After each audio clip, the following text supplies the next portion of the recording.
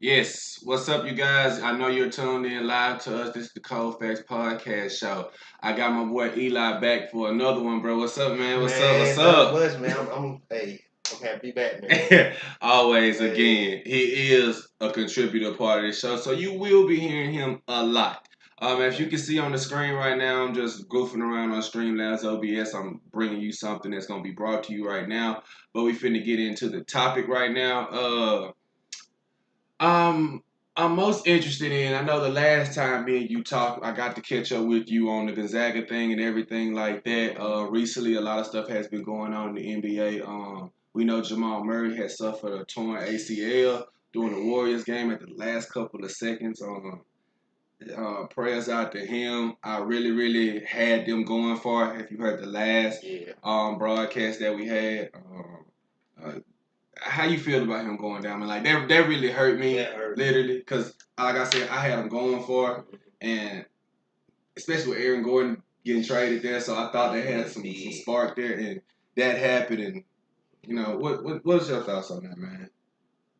But cause I was watching I was watching the game or whatever. Cause I'm a Warrior fan. Mm-hmm. But I got a lot of respect for for Murray. Right, that's his name. Yeah. Jamal Murray, yeah. Jamal Murray. But man, I saw but he was always good even the year before last. Mm-hmm. When he went head to head. He went head to head and played. I forgot who they played though. They was it Utah? Was it well, Utah? Utah then the Clips. Oh Yeah. Yes. But man, what he did last in that bubble though, No. to Utah and the Clippers, yes, 3-1 down. Mm. I mean, he a special player. He gonna be a special player, man. And like it hurt me a lot to see him go down like that. Cause like you said, I expected them, to make it far in the playoffs. Yeah. And I'm not sure where they would be in the West Conference Final, but I don't know. Though. You never know. Yeah. But with the team they got, man, with Joker, with Aaron Gordon, they got a lot of pieces on that team though. But now, like Shaq said last night, with him going down though, they still don't count him out. Yeah, we got still got Nucleus, but it is a blow to the heart, and blow, man. That's something that's a blow to the heart that just like is an ouch. Again, the season usually be spaced out, and a lot of people saying it is because of some of these back to backs that's going on. Maybe that's causing some injuries with the guys or whatnot. And I mean, I can't say or specify. Maybe so, but that was just a blow. So shout out and prayers to him. Right. Transitioning over to last night's game. I watched the Nets in Philadelphia game. Nice to see him be back out on the floor. Kevin Durant and James Harden didn't play. So it kind of didn't tell me anything. Kyrie did what he did. It's okay. It's all right, but MB was a load. You know what I'm saying? It was a load, man. Man. I was like, bruh, why he didn't play like this the first couple years? But I guess this is because of coaching, and Doc Rivers did have. Yeah, I think that's true. I'm gonna go ahead and go with that because for the longest, maybe I said maybe it just wasn't him. Maybe it's just that he wasn't motivated to me at some time. So I'm looking at the part like I'm like, man, this dude is getting buckets, bro. Buckets. Like I'm watching him manhandle someone. Yeah, manhandle Jordan. Like, bruh, the dude is good around the basket. Man. And can hit the three a little bit. And he might, if he can continue to stay healthy, continue to further play games, he might jump back into the MVP discussion. Oh, yeah. A lot of people still got him, the top or whatever. But, he had injuries or whatever. That caused him to miss, right? Even like with Bron, though. I think LeBron would have won MVP, though, if he didn't go down. Yeah. I had him clear cut. He was my favorite for last year, but everybody said Giannis. But I'm not gonna get on that. I can't argue that. We talking about this year, but yeah, you right. I give you that. When LeBron was on the tear through those couple of games, when he lost AD, it didn't go well, but then he started to pick back up steam. Right. So in that no sense, in that nuance sense about that. But yeah, MB was a load, man. I think he dropped 39 last night, if I'm not correct. I don't have the stats right in front of me, but I think he did drop 39 points. It was very, very good. Very, very good. Overall, I I want to get your take on the Dallas Mavericks versus Memphis last night. I just want you to, if you watched that game anyway. We everybody know about the crazy shot at the end, but before leading to that end, what did you see throughout the game from the Mavs and even now that Porzingis is back? I know that Josh Richardson was recently traded there, if I'm not mistaken, from the 76ers, if I'm not mistaken. From there, seeing him play with that chemistry with that team. How did you look at them versus Memphis? I know Memphis is missing Jaren Jackson and whatnot, but John Morant overall was Vucevic and Grayson Allen, and the guy Brooks that I like from Oregon, a really good defensive scrappy team. Right. So throughout that game, watching that game, we're gonna talk about the last second shot before we get off into the Alabama fall season matchup, but. I got something to say about that game. I want you to go off on the narrative about that. I missed the game actually, last night, but I did, see kind of like the highlights or whatever, the videos and like you said, of the game when the shot by Luka, but Dallas was struggling, early in the season or whatever. Now it looks like they kind of picking back up. They got their because of COVID too though, and injuries. So yeah, I think they could be a dangerous team, to somebody in the playoffs. So they're AC. I think they're the AC right now, the 8th or the 7th seed. One of them. But I just think if they matched up with Utah or Phoenix, they can upset, one of those teams. Especially Utah. I think they can beat Utah in the 7-game series. Mm-hmm. Because they don't have the depth that they had last year, but they still, have a good team though. But like Luka, man, that guy's special. Yeah. Porzingis, if he can stay healthy, yeah. If he don't go down again like he did in the playoff, and Josh Richardson too though, but they got a team though. But in Memphis, like you said, Memphis they're a young scrappy team. I just don't think that they're not ready yet though for prime time. Yeah, just give. I say give them another season or so. And I add you in that other season. I add 3 more seasons on it. I think they need another. I like Memphis, man. I really, really do, and I do want the best for Memphis because I like small market teams, and I like a small market team to challenge a big dog every now and again. Now, I think I'm going back from yesteryears with Zach Randolph, Mike Conley. Now, even though they weren't stars, but they did make a couple Western Conference Finals, and was some competition in the playoffs. So I look at Memphis as that team. I thought Ja Morant last night. I'm one of his biggest fans or whatnot, but last night I really, really have criticism for that. Like he went 0 from 3 from the field in the fourth and had 1 assist. Like, if he would at least drop 6 or 8 points, the game's over. Yeah. Like literally, the score was close. I'm not even gonna factor in Grayson Allen missing 2 key free throws at the end. 91% free throw shooter. Yeah. I'm not gonna do that. I'm not gonna like pile on him like that. It happens, but I just really, really don't like the 0 from 3 from the field, the 1 assist from Ja Morant in that era, in that closing, in those closing moments. I really wish he would have, pulled through with more, with some more. I'm not knocking because it's a regular season game, and the shot that went in was lucky. Yeah, I mean, if I could tell him to do that same shot again, and out of I give him out of about 60 times, he would miss it. Yep. So they did play good. Again, Grayson Allen missed the shot at the end of the game, and missed the 2 key free throws at the end of the game, which caused that to happen. You can go check that out on SportsCenter, and it's all over Twitter. Pretty much sure it still is all over Twitter. I can find it right now if I want to. But if you're an avid sports fan, you know about that. Before we get off into looking at Alabama's fall season matchups, which I'm excited about, I know A-Day is coming this Saturday. Hope everything goes good and everything goes with that.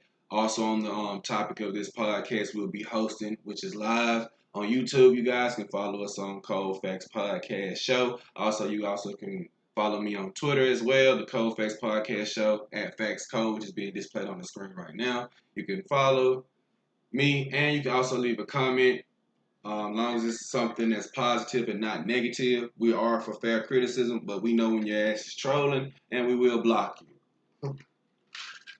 With that being said, before we get off into those two topics that's going to be discussed in the show, LaMarcus Aldridge announces his retirement from the NBA, citing health concerns, which I'm very sad about that. I actually thought this could be his year to like get a ring. I really did think that. Again, I got the Nets winning, barring injury, and I thought he'd be a great contributor to that. I thought he was just doing fine.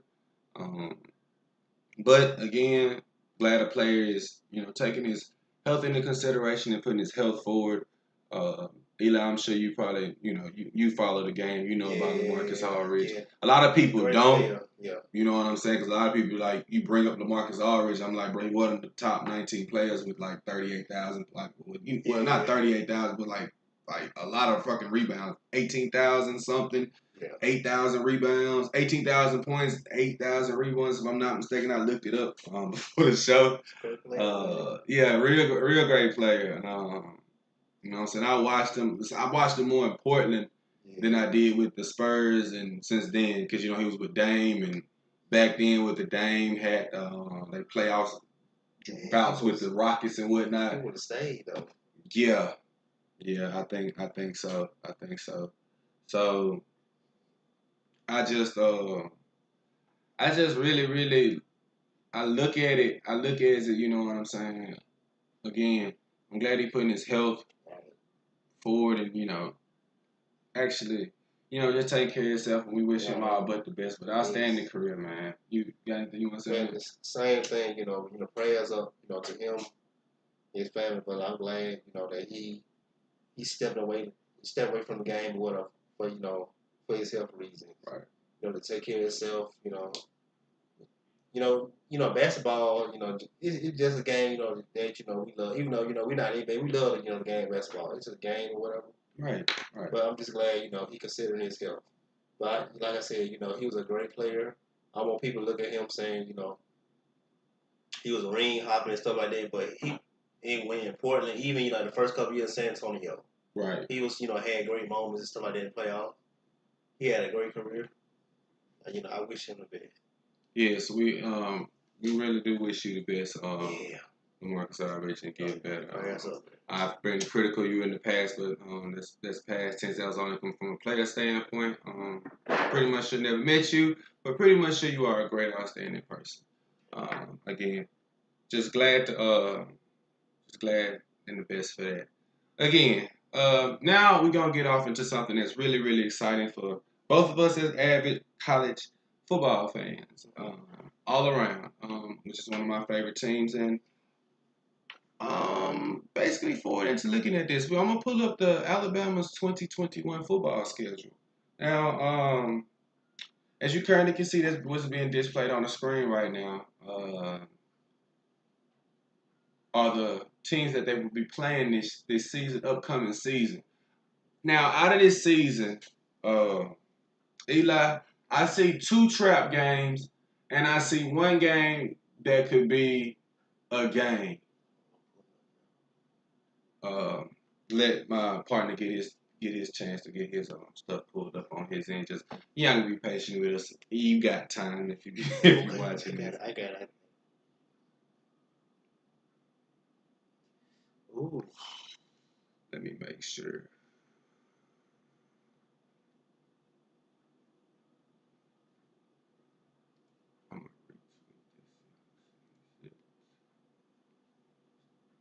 It's kind of stupid what I'm doing, but don't worry about it. Again, you guys, in the meantime, if you're watching this, please go to the Cold Factz Podcast Show and give us a follow. And also, please leave us a comment. Leave me a comment. I'm willing to open and listen. And you know what I'm saying. If you want to get a chance to be on the show live, want to chime in or interact with you, you can FaceTime us in. We'll get you in. Trust me, we can get you in, get you on, get you able to talk. Ain't that right, my boy? Oh yeah. So just leave us something. But what you want to get back to? What you want to get back to? Okay, so you said like a game, a couple game that could be a trap game. Yeah, because I got the schedule pulled up, and the schedule pulled up again. You guys, I pulled it back up. It's on live. You can literally be looking straight at it. Everybody knows the A-Day game is coming up. That's at 1 o'clock, so that's nothing to be, everybody's excited about it, especially around Tuscaloosa. So we are looking forward to that. But it's a couple of games on here, Eli, that really, really stands out to me, and I see two of them that can be potential trap games, and I see one of them that is really competition. And I might be wrong. I might see two of them that's competition, but I'm just looking at it from a standpoint, which, you know what, I'm going to go out and I'm not going out on a limb saying, yeah, we're going to win the table and be undefeated. That's what I'm hoping for, but being objective, I'm looking at some games here on this schedule that really, really can possibly be good and challenging. Also can be some trap games too. Everybody knows, again, I'm running down the schedule. Everybody knows about the A-Day game. It's going to be on ESPN at 1 o'clock. The Miami Hurricanes is our season opener. Me personally, if you're asking me, if I was choosing, I'm going to choose us to win. I choose us at least winning by, I see us winning 24, I say 24-17. I'm going to give us that. I'm just rounding off some numbers. Mercy your Bears. I'm sorry. Yeah, mercy your Bears. I'm not disrespecting anybody, but no. I don't see them coming in doing no upset, so it's whatever. This is the game right here.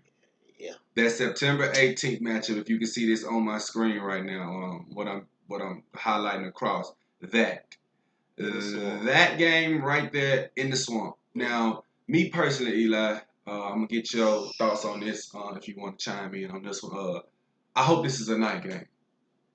I don't want a day game. You want a day game? I don't want a day game. You see, they haven't dropped the times yet because we ain't closer. Yeah. But when time comes up, you can just feel games that feels night-wise. Mm-hmm. This is a night game to me. I really want a night game too, though. You want a night game too? Yeah. In the swamp, in Florida. Hope it's a packed stadium this year. Yeah. Ooh, that could be a. Ooh.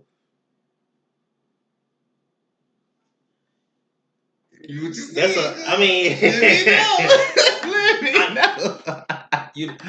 me know. Be honest, bro. Be honest. I'm rolling with the Tide, for that game, but that could be a little trap game for us, though. That gonna be a game. It's gonna be a tough game, though. If we go down there and we say we beat Florida, they got a lot of players coming back. And that's even with Trial Casket and the people that's leaving. They still got people that's coming back. Quarterback behind them. Yeah, so we go down there, we put up 40. It's 40-17 or 40-20. I'm gonna be shocked. All right, I just think it's gonna be a game. That'll be a game for Bryce Young, whoever starting that quarterback. That's a real test. Yeah. Now, we don't know if it's gonna be the factor of fans that can be factored in, because a lot of the games last year fans weren't factored in, so it almost is a plus.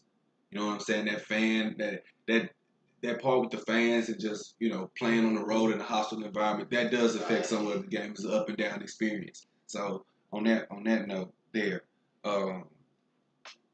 But if it's a night game, bro, and it's full of fans, that'll be a great test for Bryce Young, Paul Tyson, which I think Bryce Young will be our starter for the year. That's just me going on the limb from me saying from what I hear from Touchdown Alabama, other sources, also sources that's online, a couple of not scouts, people that's around reports on Alabama football. Just hearing those, they're saying he's doing good in spring ball, and then maybe you know what I'm saying, I'm gonna rewatch or watch the game myself.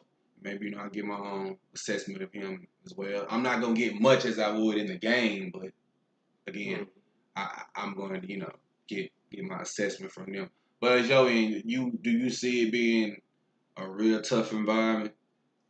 I think it'll kind of be like a game by Ole Miss, was this season.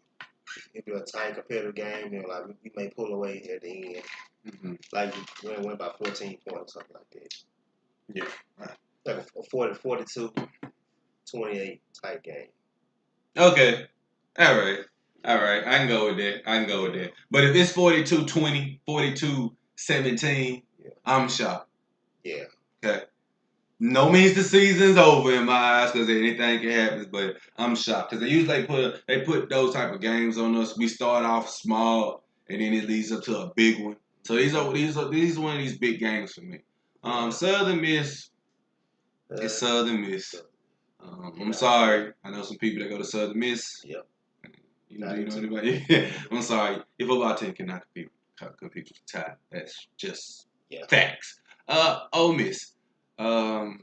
These people been the bane of our existence. I think John Rice Plumlee was coming back.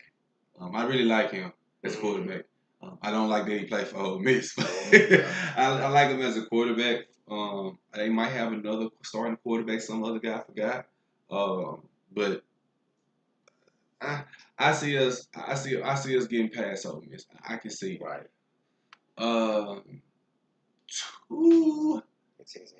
Two of these games are very, very, very. It's not tricky.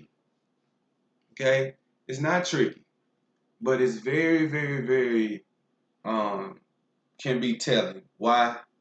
First up, you got Texas A&M. We're going to Kyle Field in College Station, Texas. That normally sometimes is a day game. I'm just being honest. They feel like day games. Sometimes you can just tell day games, and these are one of these day games. It's probably what time you think this would be, a 3:15, 1:15 possibly kick. I'll be shocked if it's a night game in Kyle Field. It might be a night game for Kyle Field because it's in College Station, so it might be. Jimbo Fisher, if he get that quarterback, that's all they need. To me, yeah. I mean, they got wide receivers. They got some defensive line. I don't too much know their backfield like that, but coming from me, even the last time we played them last year, it was a tight ball game. It was a tight ball game going into halftime. Now we pulled away a little late, but they still got defense. They got defense. It's at Mississippi State. That's the one. Now, I'm not saying Mississippi State got somebody that's a gem. I just think we demolished Mississippi State last year. Mm-hmm. Let me get that correct. I think it was the only game that we blanked somebody. Yep. If I'm not mistaken. I'm thinking it was 41-0. If I'm wrong, you can leave a comment. You can correct me if I'm wrong. But I think y'all are the only team that we blanked last year. The only team that we blanked. So, us being the only team that you blanked, maybe most teams in that they have a way I want to revenge, and depends on how we come off this. Depends on how the Aggies game is. Now, I'm not saying every game, like every week is a different, whether you lose or not, you got to put it in the back and keep going. I know that's the mindset, especially what they teach at Alabama. That's the mindset of a player, but some games can be a little emotional and take a lot out of you. That's depending on how we end this game and how we start this game depends on what can happen in Mississippi State sometimes. Not all the time, but sometimes. So I think Mississippi State is a game that probably could be a trap game. I don't see Tennessee competing with us at all. I don't. Sorry. Tennessee, man. my dad's Tennessee, volunteer fan. I got family in Tennessee, though. Mm-hmm. Tennessee was, I do too. There was a team back in the day, man. For some reason, though, man, they would give us some fits sometimes. Yeah. Not beat us, but make it interesting. For a couple years, man. Sometime, man. It ain't been the same. It ain't been the same for some reason, though. Man, I think the last. I can't. Josh Dobbs. Somebody else. They really should have beat us though that game. That boy fumbled the ball or something like that. Yeah, I think that was that. Got the lineman that got the strip set. Yeah. Saved it because Derrick Henry put it in there the last couple of minutes. So that was good. Great game. No, it wasn't Jonathan Allen. It was somebody else that got that strip sack. But yeah, you're right about that. I don't see Tennessee giving us anything to me. This one is something that I hope the players take into account themselves, which I know LSU week is I just know LSU week. I'm sorry about that. Sorry to do that. I ain't gonna lie. I went back. Went back. I can look at LSU schedule right quick, but we're gonna go back to Alabama. I know that week right there to the players from what happened last year, because not what happened last year, because we went to there and beat them, but we lost at home. They broke our home streak. I think for a fact you was right, Eli. You had told me, because I had said we haven't lost at home in a long. The last people to beat us at home was 2015 Ole Miss. If I'm not mistaken, nobody beat us at home in 16. Nobody beat us at home in 17. Nobody beat us at home in 18. I don't think 19. Except Joe Burrow. Yeah, he came in and got that. And with that, that's why I was. No disrespect to LSU fan. I know a lot of them what I'm friend. A lot of them what I respect LSU, but I was dogging y'all ass though. This year though. Because they were talking a whole lot of stuff like after the game. Even like what his name is, the coach. Ed Order on this house. That's what I want to talk about. But go ahead. Yeah, he was talking a whole lot of stuff, and like some of the players was talking a whole lot of stuff. This the new LSU you on the map. Oh yeah. After y'all 1 year. 1 year. 1 year. They got one championship. You represent the playoffs one time. Within the last how many years? This is why I say, if again, I think you thank Alabama for that, but I'm not an apologist. I'm a realist. If Alabama wasn't the dominant team of the SEC, I don't really think anybody from the SEC they could probably hold, but I don't think so. Been the only team out of the SEC really representing the SEC besides Georgia. Name me another team that been in the playoffs besides Georgia, Alabama. The one time LSU was in there. Anybody else? And Florida was winning, but like they wasn't. They almost made it. Yeah, that was before like the playoffs started though, when they were winning that championship though. Right, but in the last since the playoff era has started, name me the team from the SEC besides LSU that one time, Alabama and Georgia. Can you give me one? Sure, there isn't one. There is no one, and I almost make a case. The championships games we've been in the last 4 straight. Like again, I've been back past tense, like from 2015 to 2019. We were in a championship game every single fucking year. Every year. The only time we didn't go was the year LSU won. Mic drop. Right. Mic drop. And they got lucky. They got lucky, when they beat us though. I'm not even gonna go to say look. They beat us. They beat us though. They had a squad. Okay. Yeah.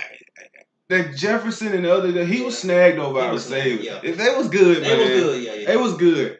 We made some mistakes. Yeah. I really didn't get the part where the ball flipped out of Tua's hand.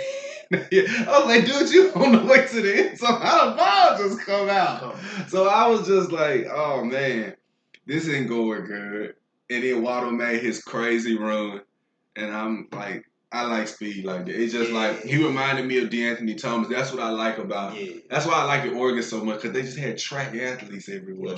And like, if you get him just a little inch of space and you lead, if it's a gap and you fuck around and you miss that gap, man, the yardage that they pick up, they go from the 10, they go from the 40 to the 50 to the 20 in like seconds, man, just flying down the field. And like, that game was great. Then the huge bomb to Devontae Smith in the end. And then I thought our defense was going to hold. We get the ball back, man, we could do something. They ran us out. So it was a lot that happened that year. And then even again, we lost, we lost the LSU game. Tua got hurt at Mississippi State. And then it was the Auburn game. And you couldn't really tell us that we wasn't the top best two team, even though we had 2 losses, but it kind of sucked because I wish, that's why I was saying about the 18 playoff when we had that conversation on the last show. That's what I was saying. If you put us in there and we got 2 losses, I bet you the people that you got 1 loss to have, they can be undefeated, and you put them up against them, I'm going to bet that we going to beat them. That's with Mac Jones. Yeah. And you know what I'm saying? But that year, when we lose a couple of games, I really see how the committee do. Yeah. That's again how that's why I was telling you on the last show, it's biased, bro. Yeah. Like, it's really, really biased to me, and I'm going to fight the fight on that, and I'm going to stand on that. It's biased to me because ain't no way in hell we should have been playing Michigan in a damn whatever bowl the fuck they went to that year. That you couldn't, we should have been in the New Year's Six bowl. Yeah. That's just me being honest with you. We was not 11th or 12th in the nation. That was a fucking lie. Like, I'm not gonna let y'all say that shit. They happy when we lose, though, man. Exactly. Because they was just waiting for us to lose at Auburn. And when we lost at Auburn, I was just like, all right, but they still like the top, out of the top 10, they still top 7. They still the best top 7 team. If you're not gonna put them in the top 4, they in the top 7. And I don't give a fuck what you say, but they are not past 7, and they are not 11 and 12. And I'm not being just because I'm a fan. I'm being watching football. Because if we would have had an 18 playoff, I guarantee you they would have been going to the conference championship. If that was the case, I ain't gonna even say the national championship, but I guarantee you we ain't losing in the first or second round of a playoffs in a long way playoffs. So no, when they did that year and we was playing Michigan, I was just like, bruh, they knew what they were playing for, but it is what it is. You're going to do us like that still. And they dog walk Michigan. And it was like, well, Michigan give them fits. I said, Michigan can't even beat Ohio State. What the fuck are you talking about? Come on. How the fuck you going to beat us? Like, bro, I swear, dude, I know I'm going along with him. I got to let you get in on this, bro. But, man, that shit was crazy, bro. I'm sitting here being like, this is how I know when people just be talking and I be like, this is how I know your emotions be getting involved when you doing this thing. I was just like, so you going to mean to tell me, Florida, did Florida lose? Who LSU played in that championship? It was Georgia in the SEC championship. My fault. Because Florida lost to Georgia. Yeah. If I'm not mistaken, that year that LSU won. Florida played. And I think we played, I don't know how that year went or who we played, but we beat the shit out of somebody. And you mean to tell me, Florida had lost to Georgia. I think we probably beat Georgia. Yeah, I think we beat Georgia. I think so. If I'm not mistaken, we beat Georgia. I hope I'm not talking about this past year because I know we dogged them this year. Last year, I don't know that we played them that year the LSU played. But anyways, we wasn't 11th or 12th, whatever that ranking we was in. We were none of that ranking. We was in the top 7. And you had another team, I think Penn State was above. Somebody was above us, and I was just like, all right, bro, if they so much of above us, then how about you let them play in the playoff tournament right there and put that matchup against them. It won't even be close, man. So when they was telling all that dog shit about, oh, well, Michigan got a good secondary. Michigan got what? I'm like, bitch, you just watched the Ohio State game? What secondary? What offense? What? All right, first play, bomb, Jerry Judy gone. I said, it's just a matter of time before they just break this one open. And who was the quarterback of Ohio State during that time? Was it Dwayne? No, it was not Dwayne Haskins. It was somebody. Dwayne Haskins? It probably was who did that shit to him in 09. I mean, not 09, 19. Because I think it was Dwayne Haskins. Yes, because it he had was the first. No, he was second. The second, third, something like that. Third, though. I was looking at Collar. I was like, man, he ain't all that though. I was just saying that. I like, bro, he ain't all that. Just a cold fact. We're not disparaging you personally or character wise. I'm talking about from a player standpoint. I was like, yeah, all right. But you play for Ohio State. Yeah. So, I mean, of course, you get more praise heaped up on you. And I'm like, all right, bro, he good. I mean, I don't see NFL starting this. I mean, I can see a good backup or something like but okay, whatever. He's good. It's Ohio State. That's one thing I try to don't do. I don't like to do that with Alabama quarterbacks. Yeah. Like, just because they haven't panned out. Like, A.J. McCarron, I loved him in college. I thought he was a pro. Like, real talk. A.J. McCarron was a good quarterback. He just never got a chance, though. Exactly. And he had a chance, but he got robbed from in a playoff game because of Vontae Burfict. He way better than Andy Dalton, man. I don't care what nobody say, man. In that playoff game. And a lot of people forget that. And while we talking about that, because, like I said, that's why I have him on the show. I like people that can know and verify history real good. A.J. McCarron to me was one of the greatest Alabama quarterbacks ever. I know Tua probably shattered that mold, but to me, that starting part, I know people forget about Greg McElroy, but I liked A.J. McCarron always and forever. I thought he was just the most greatest college quarterback to me, personal wise, of like the moments and like being clutch man, like that LSU game, the first one in the champ, not the 12 one with T.J. Yeldon ran in, but the 11 one. Yeah. That was clutch because we lost 9-6, came back, won that one, then went down to 12. Was clutch. T.J. Yeldon had a fumble before that drive even happened. I thought it was over. Damn. He did a screen pass. That was so good, but I thought he was just one of the greatest ever. I say he was the best ever. Went to the NFL. I fell off the map. I know he backing up at the Texans now. Yeah. So I do know that because I do still follow the career somewhat. But it was in a playoff game. He was dropping dimes. I remember that playoff game. It was against the Steelers. And Burfict fucked that up. Like, because I was just like, man, you got somebody that's clutch. I was just like, he been giving a moment. I was just like, please, I just hope he just keep winning. And then maybe they'll discover, like, he really can play. And again, I like what Shannon Sharp said about this. And I've said this, and I didn't even have to know this, like, before. Because I didn't even have to play sports. It is about where you go. It is. Like, I don't even give a fuck about the numbers no more. It's about the teams and where you go. Right. Like, let me see. Now, it is about how good of a player you are, but it is about where you go. Depends on where you develop. And that was true, what he said, very true, because I said if A.J. McCarron probably would have went to New England to back up Tom Brady, because Tom Brady still was playing at a high elite level at this time, so they weren't looking at no quarterback. But he wasn't a first-round pick in people's eyes, A.J. McCarron. Because I think that draft, if I'm not mistaken, he left in 2013. Was RG3 and Andrew Luck in that 2013 draft, or was it in 2012 draft with Cam Newton? I don't know. Because I'm trying to say, what year he was second in Heisman, though, behind somebody, though. Yeah. Who? I forgot, man. I can't go Was it Mariota? No, Mariota won his. He the only Oregon on Heisman Trophy winner. Yeah. He was second. You he won 14. Mariota, 14. Yeah. And Henry won 15. State, yeah. I forgot. A.J. McCarron was up there, but this was like in 13. We lost at the kick six. Yeah. Because we was trying to go for a 3-peat. Damn. That shit hurt. But they were trying to go for a 3-peat. And I was just like, they was like, he ain't a first round. I was just like, oh, okay, good.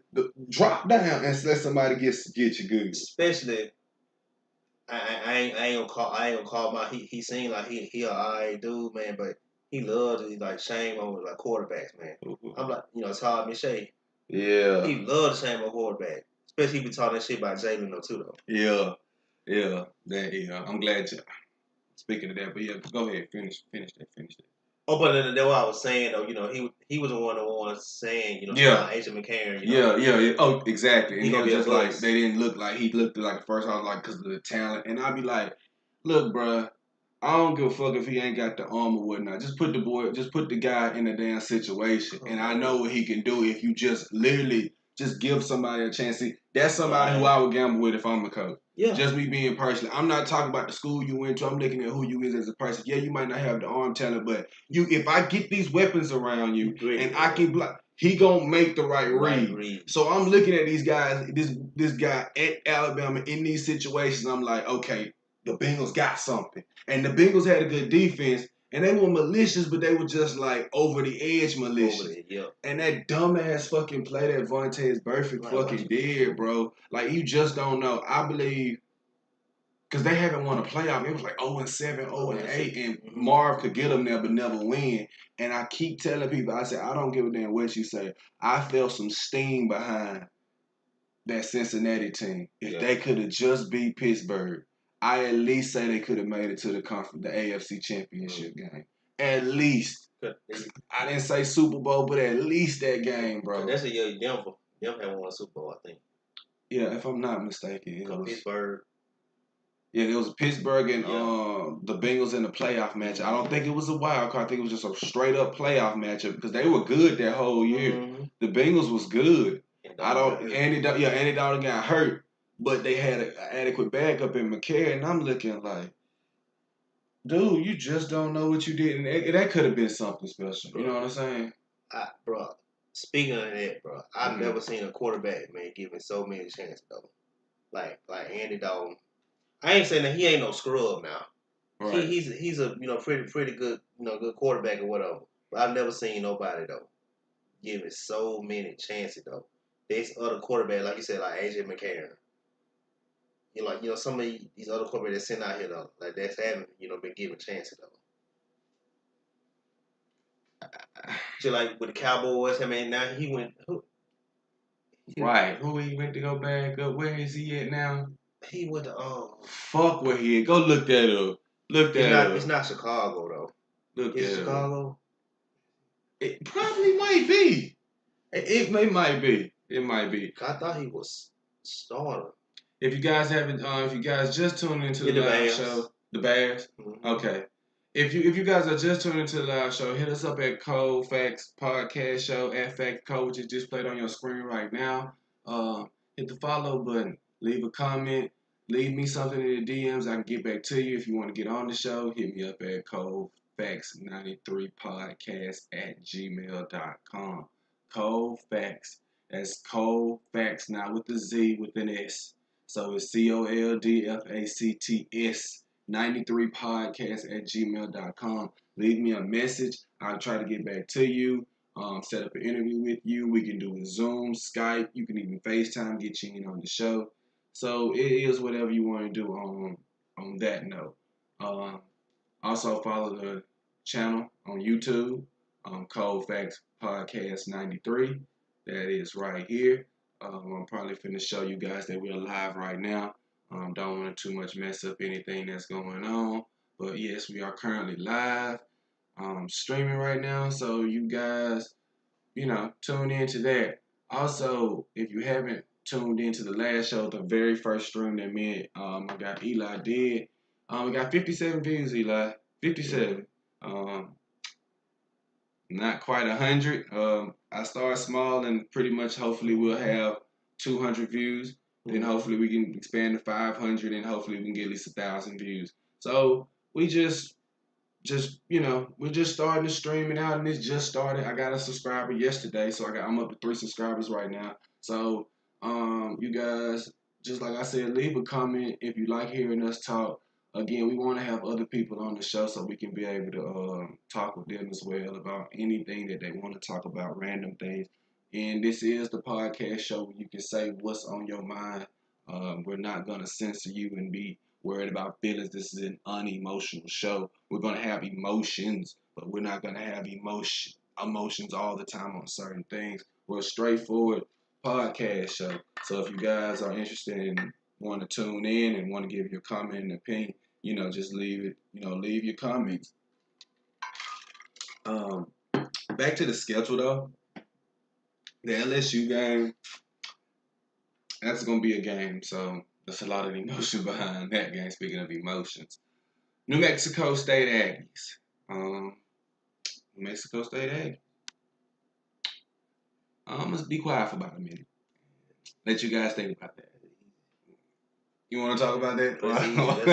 That should be an easy win. That should be. You ain't got nothing to say. Yeah, I really don't have nothing to say, so I'm just checking my phone right quick. I'm getting a message. But on to the next one. Eli, I'm gonna let you have this one for a little bit. Arkansas Razorbacks. Last year's game was I think Arkansas is heading in the right direction somewhat. I mean, I don't really too much know the coach. It's at Bryant Denny Stadium, so I give us crowd advantage if it's a crowd. All right, they'll stick in. Yeah. Probably for a quarter or so. Second quarter, I think game be over. I mean, no disrespect to Arkansas.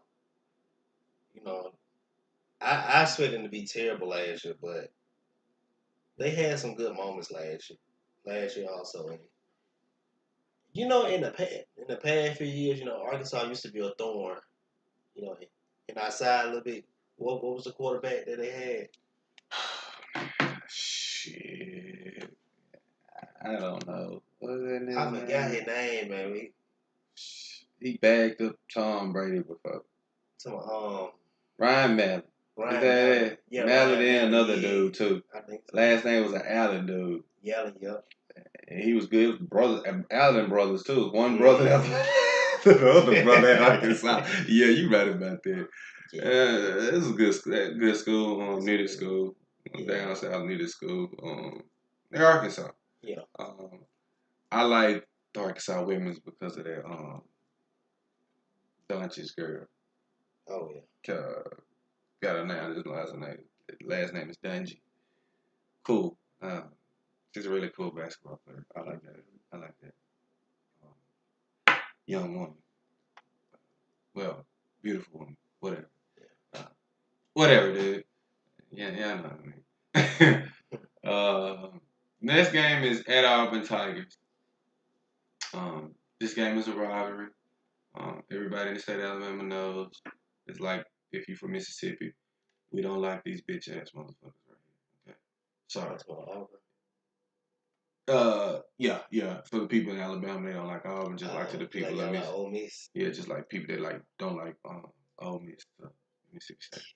So, because when it comes to these the Egg Bowl rivalry, me coming from West Point, residing where I went to school and everything, West Point, I'm like 10 minutes away from Starville, so I'm going with the dogs. I can never ever go with the hottie toddy. I'm good. I'm not with a hottie toddy pepper body. I'm good on that shit. I'm a dog. So just for that day. Okay. Yeah. Just for that day.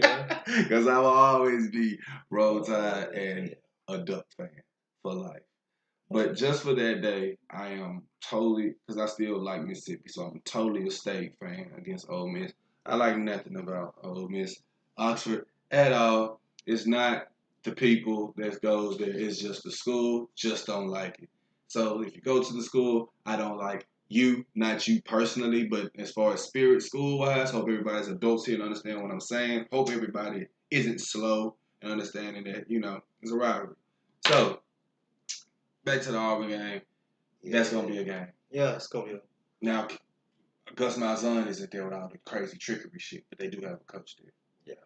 So, I know a couple of Auburn recruits were down to UCF. Yeah. Speaking of UCF, now that they got Gus Malzahn, maybe they might get some recognition. Maybe. Yeah. Not 2017 national champs, but hey, Gus Malzahn is down there. But whoever's at Auburn, I think this might be a game.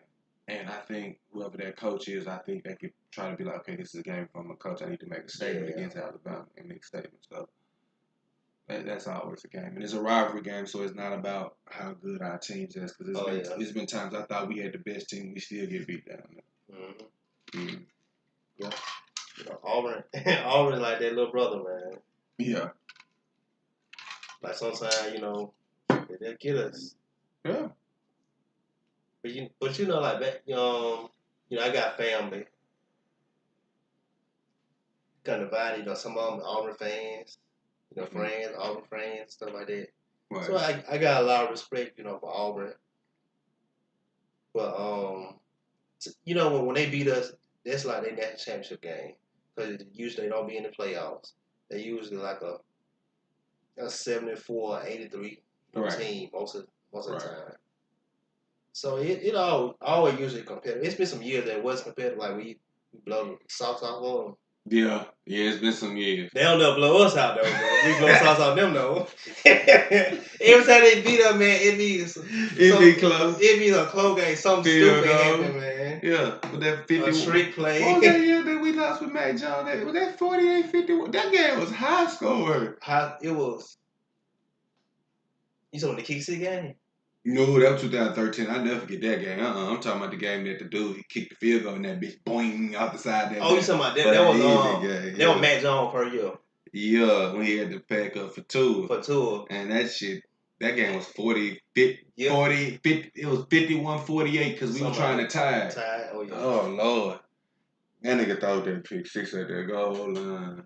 That pick six could never done. That was how we would have beat him, man. Yeah.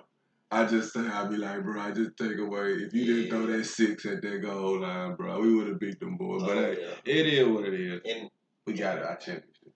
Oh yeah. We did. And go ahead. I know Auburn fans, they be kind of hard on Bo Nix though. Bo Nix not that bad though. He just need to develop some more. You think Bo Nix gonna be all right down there? He not a bad quarterback, man. Like they making him. They be like, man, that's more terrible fucking quarterback. That was like some of my friends be saying. I'm like, that man not that bad. Oh. He makes some plays now, but sometimes. Oh, Bo Nix. Auburn haven't had a quarterback in years though, man. Since Cam. Yeah, I say since Cam. Nick Marshall, he was kind of lucky. Yeah, he was lucky. But he could play. He wasn't a Deshaun Watson. He was more like a Kelly Bryant factor. Yeah. Kelly Bryant with the wing. Yeah, he had a strong arm on me, stuff like that. But he wasn't. No, he didn't pan out. Nah, he wasn't no NFL quarterback to me. Just a good college athletic quarterback. Yeah. Kelly Bryant to me. Yeah. What happened to Kelly Bryant, actually? Ever since we beat him in that championship game, it's been downhill from there. I hate to, I don't look at nobody like person. I'm just looking at career-wise. He went to Missouri. He transferred because, Trevor Lawrence came in. And when I saw Trevor Lawrence, and I was just like, hey, dude, that dude can throw. Oh, yeah. And, buddy, I ain't finna sit here and be like, you be looking, oh, man, Clemson got this freshman. We finna get this champion. I'm like, nah, bro. See, this ain't, I was telling people, bro, this gonna be a game, bro. That Brent Venables, he's a good defense. He know how to scheme up some defense. Nah, so I'm gonna give him that credit. But I did tell people, I was just like, hey, bro, dude can sling the football now. Now, I ain't gonna sit here and say, he Deshaun Watson. That's what they thought. They saw Deshaun was gone, they ain't have nobody else. And when we took care of Kelly Bryant that year, I was like, oh, he ain't coming back. Because we killed him in the playoff game. He couldn't move. He couldn't move. He could not move. I watched the whole game from start to finish. I don't give a fuck nobody say that dude could not move. Bro couldn't move at all. Every time the ball said hike, they were back there in his face, and he was seeing ghosts. Mm-hmm. So when the other guy came in, because Kelly started the next year, but they finally put Trevor in, and I said, it's over with. That's their quarterback right there. And that was before ETN was ETN. Because I was like, I like ETN. He just run like he running. He running so hard. He be running mean. Hard, yeah. So he just got that stomping running. So I was like, hey, they got some. And we played him in the championship. We lost some. Oh, man, the game. Yeah. It was competitive. We ain't played nobody all year long. Yeah. I think. So we'll start making mistakes, though. Yeah, it was some things that we got away with in the year that we could get away with in the SEC because I just thought we were just better. Yeah. And I guess they thought they were just better, honestly. Yeah. And I don't mind for some you getting a little cocky and you understand that because I can understand you young, and so I can look at it from that standpoint. You don't think nobody could beat you, and they thought like, because there was some games that too just throw that bit. Yeah. And I was just like, okay, you in national championship game. Yeah, I'm just like, yeah, I seen that every year, but like I said, we were so good that 17, 18 year, like, no, we beat everybody, and we was blowing folks out. Like we started with two, we started blowing folks out. Mind you like Gonzaga, man, this shit. Yeah. He got beat down. We both was undefeated going in there, dude. We was both undefeated going in there, and I was just like, hey, bruh, them boys from Clemson ain't really paid nobody, but they have played somebody that was credible. I don't know who they played that gave them some fits, but I think it was NC State that year that gave them some fits. They were real good. Or North Carolina, was it? It was North Carolina State. That was before Mac Brown got there. It was a good game, and they pulled it out. And then I think Pittsburgh always gave him a little fit sometimes, but they beat them because then he got a concussion. Oh, yeah. And Kelly Brown I think, Trevor Lawrence had got a concussion. He had to come right back in. Yeah. Well, somebody else had to come back in. And I was just like, hey, bro, the dude can play, man. And they do have a solid, sound defense. That boy Swain, that he got ejected the last two national championships. Yeah. I don't like him. He plays dirty. Yeah, he can play, but he play dirty, though. Yeah. Them players, I'll be like, they play good, but they play dirty. Kind of like perfect, though. It's like the dude didn't throw the ball, and then you steady spear him anyway. Because he did Joe Burrow like that in the championship game, but they didn't call targeting. Now, I kind of defended him a little bit, though, on this year, though. Oh, no. Just because he was kind of slow. He was slowing down, though. He was trying to slow down on him. That's a straight, you know what you did, because when you did it, you looked up. Your head, yeah. When he did and he looked up, he said, yeah. You knew you fucked him up. Yeah. See, that's what I'm telling. I was like, I'm looking at your intent. If you really hit him and you was just like, oh, you know what I'm saying? Yeah. But you hit him and you look, you knew you fucked him up. Cause I was like, bro, you know you hit him hard. You knew exactly where you hit him at.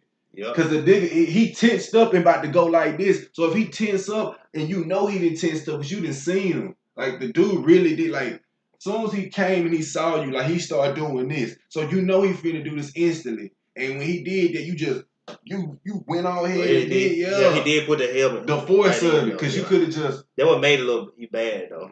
Mm-hmm. And he did Joe Burrow like that in the championship game last year. And then he got ejected for that in the national championship because he hit somebody else. Mm-hmm. And he do be doing some spear hits. And you really can't do that no more. Like I ain't like that anyway. But trouble. Yeah, but overall, he came in. They had a good team.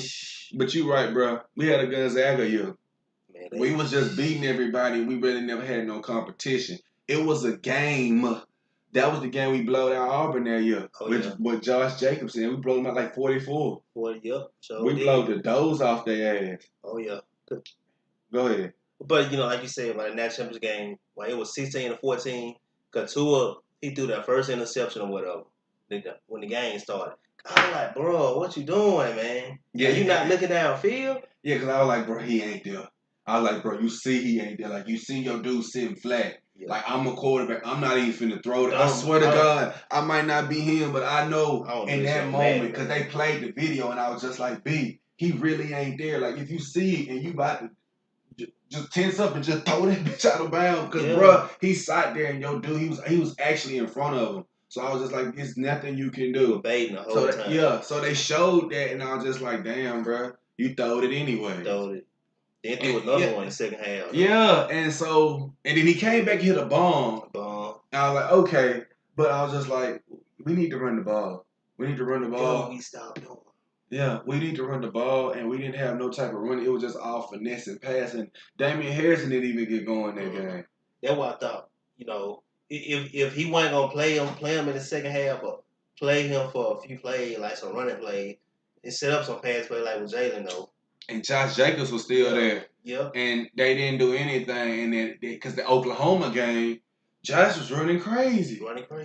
He ran over nigga to the end zone. So I'm sitting here like, okay, we're going to this championship game. At least we got some backs and they could catch it. Najee wasn't contributing like that, but he was contributing. Yep. Because he did come in that previous year in the national championship game. So you did see him. Yep. But again, they don't contribute because like they got so many running backs. Yeah. So I was like, okay, well, let Damian them and Josh eat that. And Josh ran it a couple times and he was doing good. And they went back to pass. So I was just like, man, we've been going through this whole year not playing nobody. We finally play somebody and they really wouldn't come. Because everybody thought Oklahoma was coming. Like, Oklahoma ain't come, bro. Yeah, Kyler Murray. We stopped Kyler Murray. We stopped Oklahoma. Came back, man. They were coming back on us in that second half. If we would have started early, because we were starting to get tired of chasing Kyler. Oh, yeah, man. Like, I saw if we stopped that dude from dipping, because he could dip. Yeah. Like, that dude was fast as hell, and he was dipping fast. I was like, we just stopped him from doing all that shake shit, because you can't get him in the confined space. Like, it was some time my lineman would have him, bro. I was like, dang, God. Man, how the hell you say you ain't got him? I said, bro, because I know. I done played with some people. I done played yard football with some people like that.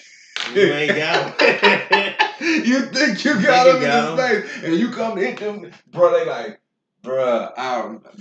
I'm finna veer off topic, but man, I grew up, bro. And we used to play yard football, and if you listen to my podcast, if you listen to the show, I'm not lying. We used to play yard football at Union Star, West Point, Mississippi, bro. I used to play with my man. I used to play with Dave. I used to play with Marco, Pee Wee, Tay. I used to play with a lot of people out there. Right? I used to play with a lot of people. If you listen to this, y'all know I'm not. We used to play with a lot of people. And it was these guys, he was so fucking fast. All of them fast. But Stephon, we used to play with Stephon. Now Stephon wasn't blazing fast, but he was fast, but he was hard to get in space. Like he was hard to hit. Like literally. like bro, you can hit him with all your might and in some way he would stay up. And keep running straight. And like he was just so hard to hit. And like that's what Kyler Murray was, just in a lower form of statue. Like when you hit this dude, like he gone. When you really can't touch him because the looseness with it, like he moving his body at the same time he moving. They was missing him. Like that play he did with Texas, or was it Virginia? And he left, like he got to the edge, and I said, if he gets to that sideline and turn up, the movement gonna jump. You gonna start seeing them white lines go from. He gonna leave him. Bro hit the sideline before the dude touched the sideline, cause he was coming like this, and dude can't close him out, couldn't close him, gone. I said gone. And that's how we was in that playoff game, and I was like, if they contain him, we got him, and we gonna run the ball on him, cause they was the worst passing and like they was suck, bro. But they was hype from Big 12. Oh, yeah, we defense. Again, I think a Pac-12 team could have did better. It's just my opinion. Except for last year, though, they defense better. Yeah, they got better. Cause I ain't expecting to whoop on Florida though, like that. They beat the dogs off Florida. I was like, man, this is the right score. That shocked me, man. That shocked me. I wasn't expecting that. But, again. What's that quarterback they got? He was behind Jalen.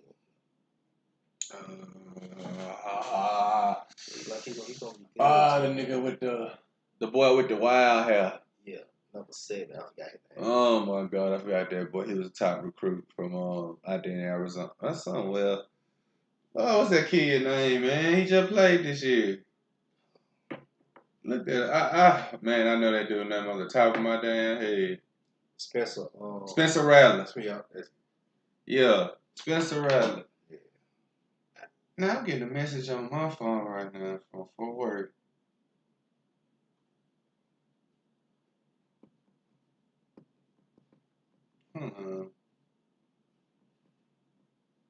But I don't want to get off topic though.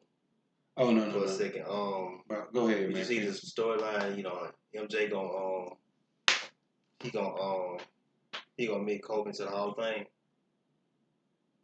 That's good.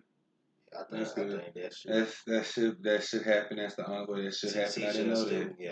Yeah. Thanks for bringing the information to the show. I didn't know that, bro. Yeah. I knew he was getting admitted to the Hall of Fame, and I was just like, if ain't nobody got to wait, he better not wait. Because, he passed or whatnot. So he was a Hall of Fame any fucking ways. And at first I thought Shaq was going to do it, but it's even more better that, Yeah, I thought Shaq would have done it, though. Mike. Yeah, I thought that too, because, the relationship and, they was close and whatnot. And I know a lot of turmoil. I ain't got to get off in all of that. So I didn't know that. So Hey, that's pretty cool. It's on May 15th. I didn't know it was on May 15th. Okay, I didn't know either. Yeah. I thought it'd be in the fall. I mean, it's supposed to be last year, but that when COVID started. Right, you're right. It's on. Oh, you guys, that wrapped up the Alabama's football schedule again. I'm gonna look at this schedule again for a rundown because we gotta get get into some more little bit more topics on something else right quick. That's very, very permeating in the community and whatnot. And we're gonna get into that because that's gonna get it down too. But I recently showed you guys the schedule, and hey, leave your comments and thoughts on what you think about this year and what you think what's our toughest games gonna be. Again, I see 3 games that could be possibly tough, which is the Florida game, the Texas A&M game. I think Mississippi State game could be a trap game. And I also see the Auburn game always being a rivalry game. The LSU game I'm not going to count as trap or any like that. That's a rivalry game to us as well too. Yeah. Even though it be so mostly one sided, y'all get y'all licks in every now and again. And I like this rivalry. I look at this rivalry more than the Auburn game, but I know that means more to the people of Alabama. But me personally, I like the LSU rivalry more. Although, it's just something. So I'm not gonna do that. But I just see an Auburn, State, and Texas A&M, and in Florida as being games to look out for this season on us. And I think we got a good season coming up. Yeah. Again, I know we got some good players returning on defense. Jordan Battle, Christian Allen, Marco Helms. We got, I think, King Street might start this year. Hopefully, it will not. So on and so forth. I'm excited to see Bryce Young play. Also excited to see Paul Tyson play. Want to see just which quarterback gonna take over. To me, I think it's gonna be Bryce Young. That's gonna run the ship. I'm hope to get to see Kamar Weed and them later in the fall. I don't think they're gonna play during the spring from what I read and some of the research I've gotten. I'm interested to see Ajayi Hall, Christian Leary. I don't know if JoJo Earl is going to play. I hope so. These are some of the guys that I'm really, really interested in seeing because these are new wide receivers and like we've been wide receiver, and we know how we like the speed, and I'm just interested in looking at those guys and seeing the chemistry on those in the offensive line and our backs and whatnot on the A-Day game. So, hey, leave your comments and anything. You got anything you want to add, my man?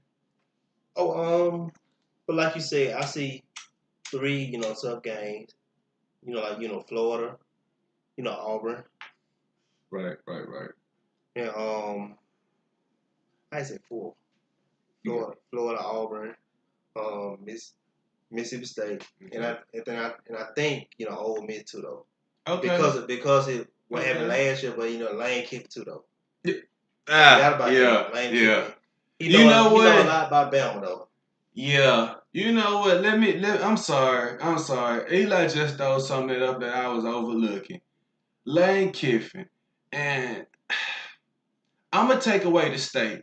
I'm going to say Ole Miss. I'm sorry. I had to make a last-minute prediction because I forgot about that. Because last year, they scored 50-something fucking points on us, bro. We had to almost... Their defense sucked. So... It is what it is. Yeah. The tape don't lie. I'm not offending nobody. I'm just telling you what the fuck I saw. Yeah.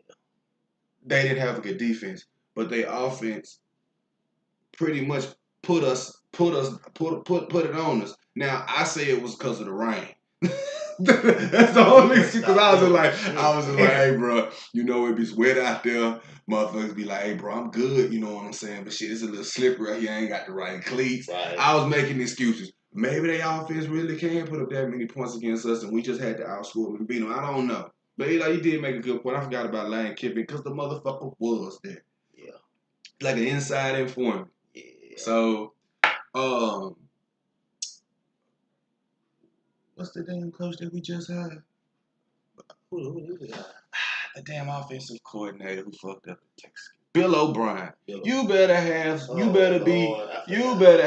good ass motherfucking offensive plays. We gonna pray on that though. Shh. Bill O'Brien, look at the Texans. And the only reason why I'm not saying it's worse because he coming to them because Nick Saban's the you know that. But if you asking me, I want to see how good of an offensive coordinator he is.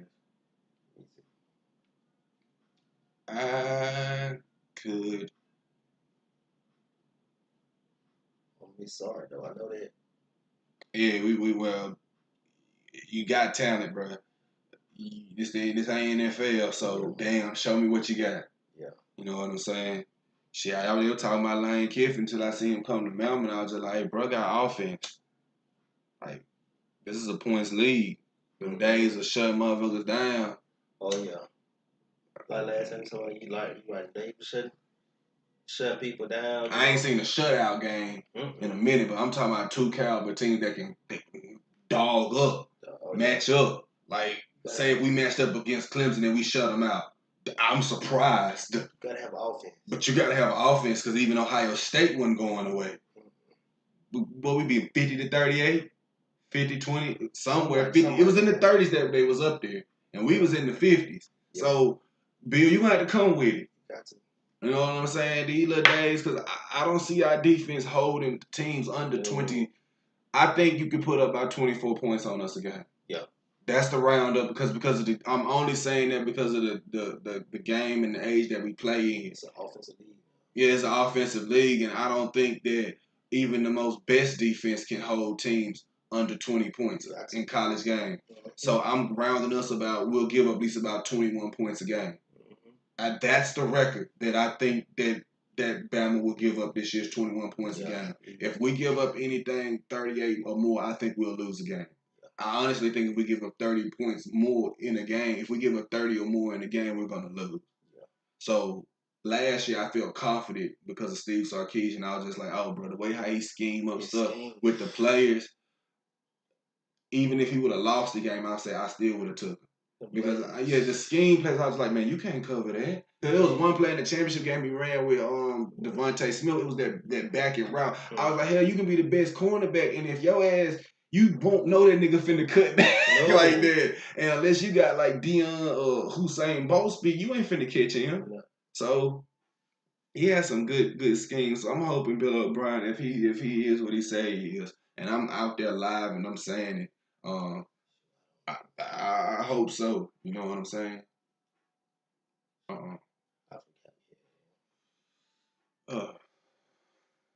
Over and over again. We're gonna transition to something else right quick. I'm gonna get out of that right now. As you can see on the screen, I'm currently letting that go. We are still live on YouTube. Please subscribe to this up. All right, I'm going back to something that was pretty much talked about lately in the community, and there's a couple of these some of these senseless killings that been going on, in the community, man, with these officers and whatnot. And another one. I don't know if you guys seeing on the screen right now. Chicago Mayor Lori Heavy Lightfoot calls for peace as officials release footage of the police shooting of the 13-year-old Adam Toledo. Another one. So this happened today? Yeah, it's been the U.S. News. It's been recently, 23 minutes ago. Yeah. That's another one. And everybody knows about this one here. I'll hit that one for everybody. I just want to get your thoughts, man. Bruh, coming from a black, coming from a black family and whatnot, and you black as well. Bro, we can walk in certain places and we have certain people to just even look at us funny. Yeah. And depending on how you were raised, depending on how you can react with situations. So a lot of situations I react to, positive fashion and state and so forth. But these right here, they puzzle me because it really could be either one of us. You know what I'm saying? Another reason why I have disdain for some officers as I do now, because of stuff like this. And they be like, well, you got disdain for black officers. And statistically, I don't. But I don't see any black officers or anybody coming up with the people and saying anything. I just hear you saying, "Oh, it's wrong, it's wrong, it's wrong." But you're a part of the union. You are a part that can say something, but you can't say anything. Why? Because there's other people that are higher up on the board than you that really don't want to change anything. And low key, they can all say it's wrong, but deep down, they truly don't give a fuck. And what I'm saying on my show right now is I'm gonna call attention to that, and I'm gonna be honest. I'm gonna give you the basic, rawest human element if you listen to me. Because one thing I was always told is human element doesn't lie, and people don't fucking lie. And when you see something more than one time and it keeps being displayed to you, the only fool that cannot want to come to grasp with that is you. Because reality is reality. And I just see if no cops are going to say anything and people are not speaking up, they're not speaking up. Let me say, correct myself, not so I said people. They're not really speaking up. All we hear is, oh, this is wrong, this is wrong, this is that. But you guys are around these people every fucking day. And, you know, another woman, you 26 years on the force, and you mean to tell me you meant to grab the taser, but you mean to tell me you can't feel a taser from a pistol. Come on. Bitch, I don't give a fuck what you say. You sound dumb. Because guess what? If a black motherfucker would have said that, I wouldn't what you would have said. I bet that conversation would have been a lot different. Well, how could he not know he didn't pick up a taser? I mean, you're a 26-year-old law officer. How you didn't know what a taser is? I can run forever. So that's how I know that conversation would have went if we would have said if that was a black person who shot somebody. So since I'm saying that, motherfucker, I have a guaranteed fact that I feel the same way about you. You knew what the fuck a taser felt like from a gun, bitch. You knew. And in that moment, you were just exercising, what you know best. And I'm going to stand on that. You can report, you can say whatever the fuck you want to say. I don't care. It's the truth. And the truth hurts sometimes. How you feel about that, B? I'm going to let you go in. Go ahead. See, like, bro, like, growing, I was just thinking or whatever for a second, like, growing up or whatever, like, our parents, taught us or whatever. I had some parents, my dad was in civil rights movement too. Grandparents and all that, though. Right. But growing up, we were taught, to, go to school, get good grades, and all this, that you'll have a good life. But you look at, say, like me and you, man, like you said, it could have been me or you. Walking down the street. And, like, this stuff is not even started. It's been going on for centuries, man. I mean, not centuries, but for years. Yes. Senseless killings, man. And to think what we don't see. The only thing different now is you get to see this shit on live. But what you don't see should scare you. And what's been covered up should really scare you. Right. So, elaborate more on that, my brother. It's kind of like almost like the 60s, man, again, man. Like with these police officers or whatever. So, like you said, you mean to tell me, like, you don't know the difference between a gun and a taser? Nah, stop bullshitting. You meant to do that. Bro, you can blindfold me and I can tell you the difference between all three of my iPhones. I know. Come on, man.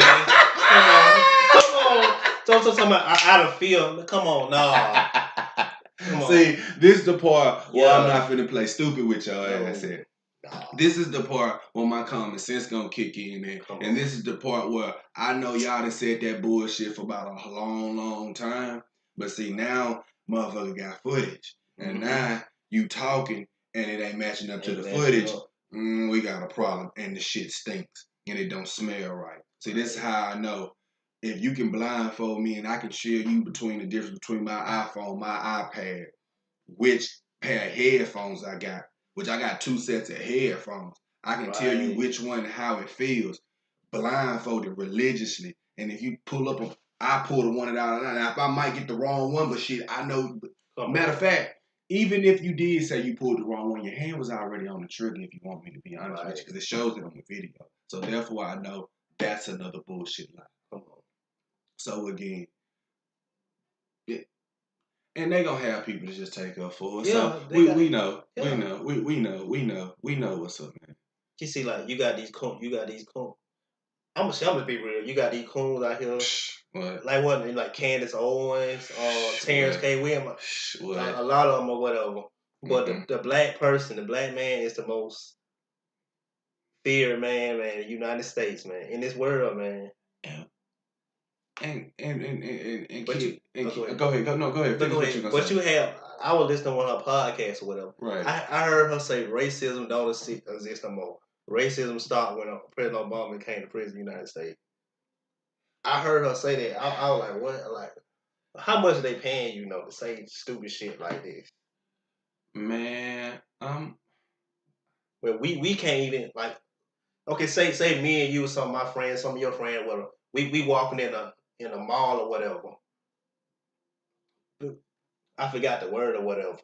But they gonna be looking at us like we finna rob the place, we finna steal or whatever. Yes. They could be questioning us. Walking around. Following us, stuff like that. Like, come on now.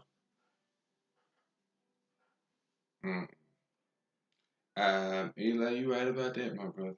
Come on now. Well, like you said, like I was saying earlier, like we were taught to go to school and do this stuff like that. We should be like we will be treated fair. Like nah. Again, bro, Eli made a valid statement, you guys. If you really listen to this, we're just telling you the God honest truth. When I hear people say shit like that, like what you said, racism went away when Obama went in office. No, it didn't. Racism was in full of fucking effect. They was letting you know there's a lot of people around the world that didn't like that Negro in office. Let's just be real. I'm sorry if I'm using language or whatnot. And if you want to report it. I don't care. But it's the fucking truth. Right. And I'm not finna sit here and be like, Obama's in office and my God, it's no more. You got life fucked up, bro. And that's the most, you know what? That's the most bullshitty statement I've ever heard in my life. Right. But I was telling my girl about the election that just passed or whatnot, and again, I'm not gonna make my views, even though it's on my show. I'm gonna make sure when I have these views, I'm gonna make sure I have it down and sit down with a lot of people to just tell you. But this past upcoming election, I didn't participate in it. I didn't like the candidacy, neither one of them. So I didn't like, and a lot of people didn't didn't want to, and that's their God-given right to choose what they want to do.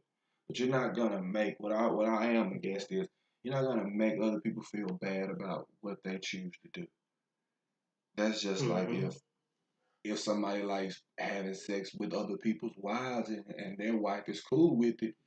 That's what the fuck they like to do. Now you might not like it, but at the end they don't give a fuck what you like because they still doing it. So if I choose to not to vote for somebody, because the girl who I wanted to vote for was Tulsi Gabbard, and she didn't even get a sniff at the election because she was from Alaska, I think, running. And I like some of her views and candidate standpoints because I have a political degree. Political degree. So I know somewhat about, the basics of it. I'm just like, I like what she stands for. I didn't like Joe Biden for what you did in the past, and I just can't forget that because some people's lives were ruined from that. Right. And I heard some stories and read some, and I am compassionate enough to be like, damn, yeah, you 30 years, but Charles down, old Billy down here down the road, this motherfucker got caught with 2 bags of milk and he got parole. Right. What? Yeah. Okay. I feel good, man. And you shouldn't be, looked down on or, no. People talking crazy because, you didn't want to participate. No. Everybody got their freedom of speech. No, bruh. They tell you un-American, but if I'm un-American, I didn't go march on the Capitol on the 6th. Come on. I didn't like guess what? When Joe Biden got picked as president, I didn't give a fuck. I didn't give a fuck if Trump won again. You know why? Because the only thing that reason why that y'all wanted Trump out of office, which I can understand he did some bad things, but racism was in full effect in your face. Yeah. Before he got office. It woke some of you motherfuckers up. Yeah. Now you can sit here and talk all what you want to talk. You can call into my show. I'll give you my my email address. You can call in. We'll FaceTime you and give you a chance to talk. Don't come in with no emotions though, because the only reason why a lot of people want Trump out of office because you got to see racism in full effect in your face. Oh yeah. When it's been there, it been the whole time. But see, people couldn't say certain shit. Yeah. Now Trump got in office. A lot of them got a little bold. Mm-hmm. Oh yeah. Because that's what y'all was saying. Oh, yeah. Man, these Trump and all these motherfuckers talking crazy. I'm like, they been talking crazy. Right? Especially when he lost, though. When he lost, but they was... They really started. They rigged the election and all this shit. I was like, shut the fuck up, man. Yes. We finna make all this make sense if you're listening to the show. Please tune in. We making this shit make sense, bro. Will you please tune in? I am not joking with you. We making this shit make sense, bro. Look, we gonna go back to what we talking about, but we gonna address this topic about the election, and this is a topic that I want to point out to people that just that somewhat is doing their own thing. Listen, I want to ask you guys one question. Okay, Trump won the election in 2016, right? It's the same election that they say that was rigged, right? Now, it was proof evidence that the Russians did fuck with the election. That's proof. There was no proof in this election at all. It went to all about 100 courts. Everybody voted it down. Matter of fact, everybody talking shit. And see, this is how I know when I know a motherfucker talking shit, you really ain't watching TV. You just be hearing some shit out the barbershop that old Keith done said, and you just saying a bunch of wild shit. No, I stay up to 2 o'clock at night, and if you know I'm not lying, I was staying up 2 o'clock at night with my phone on my girl. If you really, really watched the election, you was keeping up with it, and you were doing what you were doing. I'm pretty much sure that you was, let's see, either was tired or you was just ready for the damn vote to come through. Bro, I watched the whole vote. All the people that sat there and said that the election was rigged, when it was time for you to make your vote, you didn't say shit. You said it wasn't rigged, but you was on record saying it was rigged. Mm-hmm. But now it's time for you to bring some evidence to the table. We finna have this vote. They had the speaker in there. They had everybody in there, B. Right. Dude that said that it was rigged from Dude had said that it was rigged from one of the districts. They asked him, they said, well, do you have any proof of this evidence? He had said, I don't have any proof. Well, it's a journey. We moving on because you ain't talking about shit. You ain't talking about shit. You just wasting time. And a lot of them was wasting time trying to outright. I'm like, B, it ain't nothing there. Come on. And I was like, nah. And then I'm looking at grown ass people. Take your ass down to these voting precincts. Your ass on live TV talking about something rigged. Now I said, that's just like the casino. I asked somebody. I said, you go to the casino to gamble, right? Now everybody think the machines be tightened up and You say that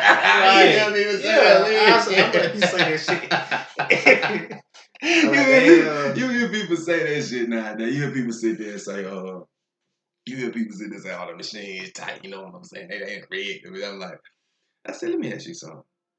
If you was playing cards with somebody, say if y'all playing spades, and bro know the deck before you know the deck, and you ever play deuce?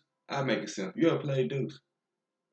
Yeah. But the twos is the deuces. You know what I'm saying? Deuce out, deuce out. Yeah. So if you playing deuce with somebody, and he know every card that you got in your hand, and you already know what you finna get, because he know he got 3 twos already coming to him. He know when he finna draw and when he finna get them. You know you finna get a 10.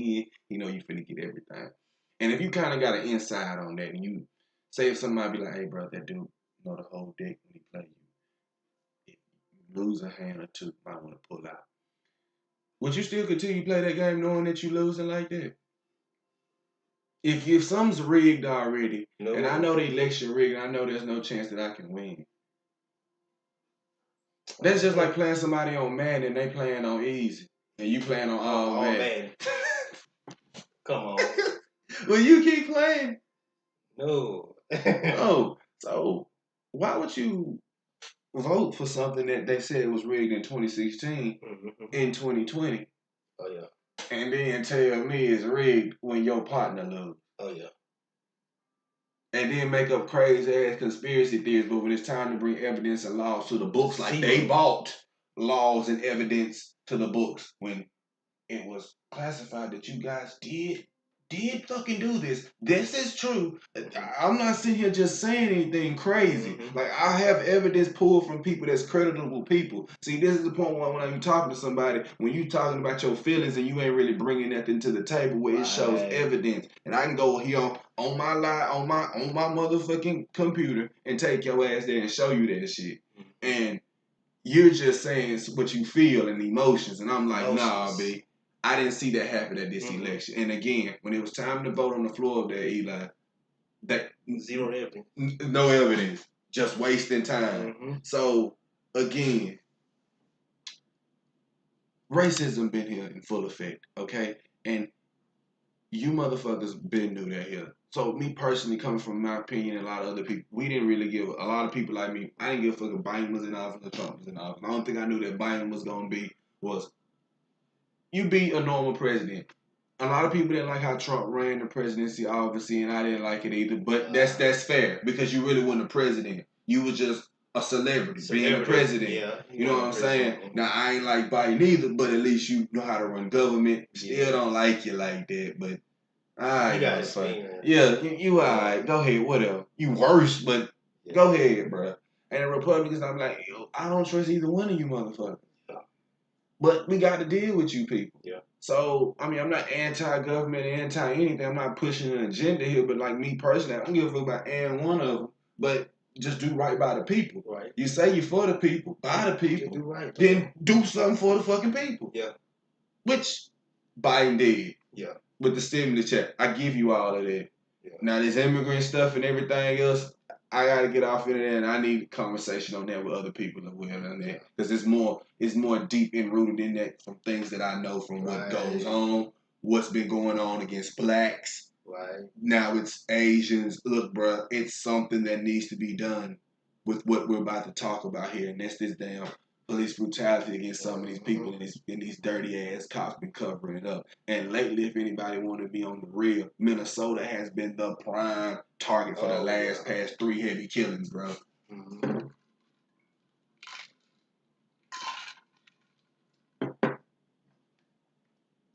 That's a fucking fact. And the thing about it, bro. What up? You know, it's us, man. It's always us. Mm-hmm. It's always us, though. Mm-hmm. That's getting shot down, man. Out here, man. It's crazy, man.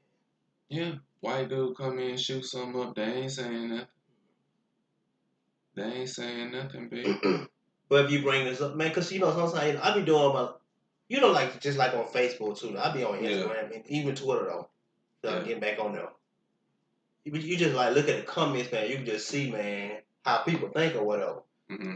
You know, like, you know, you go back with the Trayvon Martin or whatever. It's the comments always, he was a thug. I'm like, how he a thug? This man following this man in his neighborhood. And then on top of that, bro, don't you know the lengths that they go through to just to denigrate somebody? Yeah. I'm like, bro. Now, I done sat here and watched a whole white man come in here and shoot up a whole Asian parlor. You motherfuckers talking about he done had a bad day. You done said all this wild shit. And I'm like, bro, black man gonna get some, but he the worst person on earth. And then drop him off at Burger King. I mean, stop by Burger King on the way to jail. Mm-hmm. Or they kill him. Come on, man. Man, that right there pissed me off. And if you listening to this, you should get hot even listening Come on, to this. Man. Man, let me tell you something. Man, a white motherfucker go up in the church, pray with some people and kill some people. Man, God rest them folks. So that shit was straight up innocent. This that shit that boiled me over. What cop you know take a serial killer to Burger King after he just shot 9 people in the fucking church? Which one? Show me one motherfucker. I ain't never seen a motherfucking cop take no goddamn black nigga that done murdered that his goddamn family and then shot somebody to a motherfucking Burger King. He ain't even took him to In and Out, bruh. Nigga ain't took him to Roscoe's Chicken and Waffles. You just motherfucker to stop this nigga off at Burger King. Probably done ate with the nigga. Probably done bought them something to eat. Yeah, come on, man. The fuck fuck is y'all talking about, bro? And you really think I'm finna sit up here as I got a platform and I don't think I'm just not finna just say the God honest truth and me to sit here and think to play crazy. No, I'm not gonna do that. Right. And if you don't like what you're listening to, you can easily get the fuck off or you can report. You can do whatever you want to do. But we and him is gonna say the fucking truth and we're gonna be honest. Like, what person? I have not even seen them do serial killers on the movies I watch like that. Mm-hmm. So I'm sitting here questioning the mental state of the fucking cops that took his ass to Burger King. Come on, bruh. Because I get you if two black motherfuckers would have dropped that nigga off at you done took a white serial killer to Burger King? How the fuck could you? That was just idiots. Come on. These niggas still employed some damn well, B. And look at the trial going on, with George Floyd or whatever. Mm-hmm. We just seen the fucking murder. The murder man on tape or on video. Mm-hmm. The man got his knee on his neck or whatever. But they said, he had a fake $20 bill. And he this and that and that. So he deserved it. Bro, it was no way in hell that dude should have been killed, bro. You could have kept him. Bro, you didn't have to have your knee on the neck. You could have just left him on the ground, handcuffed. He can't go nowhere. You see, this is what we talking about here. And I'm not finna play dumb with nobody.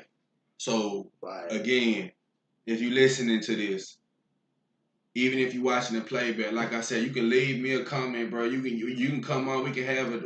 I ain't debating with nobody. I ain't debating common sense with foolish people. You know what the fuck going on, and it's no looking from two sides at anything. It's looking from it's looking from a straight point of view.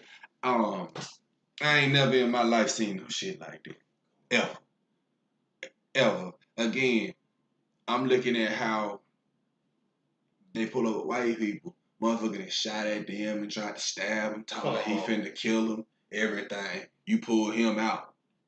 He probably get a little flesh wound.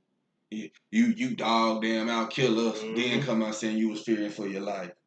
I don't understand how you was fearing for your life. It didn't have solitary confinement though. For the rest, Mm-hmm. Just sad, man. I'm gonna just read down a little bit of this right here. Protests took place in several cities following the fatal police shooting of Dante Wright, a 20-year-old black man who was killed by a police officer on April 11th during a traffic stop in the Minneapolis suburb of the Brooklyn Center, Minnesota. The Washington County Attorney's Office said it charged former police officer Kim Porter, who fatally shot Wright, with second-degree manslaughter. See, that right there? Second degree. Nah, should be first degree. They didn't give first degree. Should have been first degree. Nope. Should have been first degree. Should have been fucking first degree. I had to go to that right quick. I'm sorry. But anyways, both Potter and the chief of the Brooklyn Center Police Department resigned 2 days after the incident. Yeah. And see, let me tell you, if this lady was to beat this shit, do you know they just gonna transfer her shit somewhere? She might be out in Modesto County some damn well. As a police officer. Have another job. Or she dad give another job. She working behind the desk or something. Yeah. Like most of them do. Yeah. See, again, the George Floyd situation, the family had got the settlement money. But I had said that's coming out of the taxpayers' money. Yeah. It's not coming out of the police pensions and retirement plans. See, when it comes out their pension and retirement plan, maybe somebody might want some change then. Yeah, speak up. Maybe somebody want to start talking then, and maybe somebody might have a change of heart because they ain't footing the bill for that. And the things that's starting to go on and what you starting to see, because what I'm starting to see with white kids and and how they treat them towards the black kids, you know what I'm saying? I'm not saying racism is all around and saying all that. No, I'm not saying that. But what I am saying though, if you grown and you got common sense to know what the fuck going on, you know what the hell I'm talking about, and you ain't gotta play crazy. Right. See, one thing I'm not gonna do on my show is play crazy and not call reality.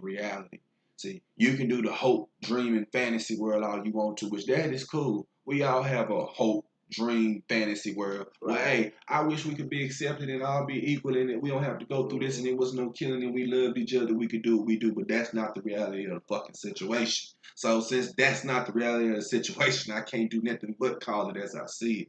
And as I see it that it needs to be something fucking done. See, second degree manslaughter is almost like, again, I don't see how you could say you reaching for a taser, but your fingers on the trigger of a gun. Come on, and man. Then you pull that trigger of the gun. Come on, man. I know how my phone and my AirPod feel in my pocket, man. But I don't know how a gun. You know, a taser is like lighter than a gun. Lighter. All right, Miss Potter. Yeah. I should have named that the topic of this fucking damn broadcast. All right, Miss Potter. Literally. Like, ain't nobody that stupid, bro. Yeah.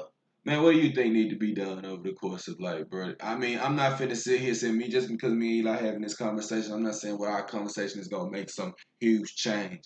But if somebody out there that's in position that can make change and you listening, or if you even so happy to listen, or somebody just play this to you, bro, quit playing fucking stupid. Mm-hmm. Be a fucking adult. And y'all start charging these motherfuckers that are doing this shit. Mm-hmm. There are white supremacists, white racist law officers in police. Right, that's it. Okay? That is a proven fucking fact. Okay. That's not fucking suspicion. That's not allegations. Motherfucker, that's facts. Okay? That shit goes way, way back. Again, I got family in police too. And I've told you, like I'm going to say on this show, and I'm going to say again, I'm going to keep saying, unless the ones that are talking about the bad ones and how they need to get them out and are doing things to get them out, not just lip-splaining, that got the power to move mountains, that got the power that can move things, unless they are talking and unless they are saying something, well, motherfucker, you just like the rest of them. Yeah. And that's how the cookie's gonna crumble on that motherfucker.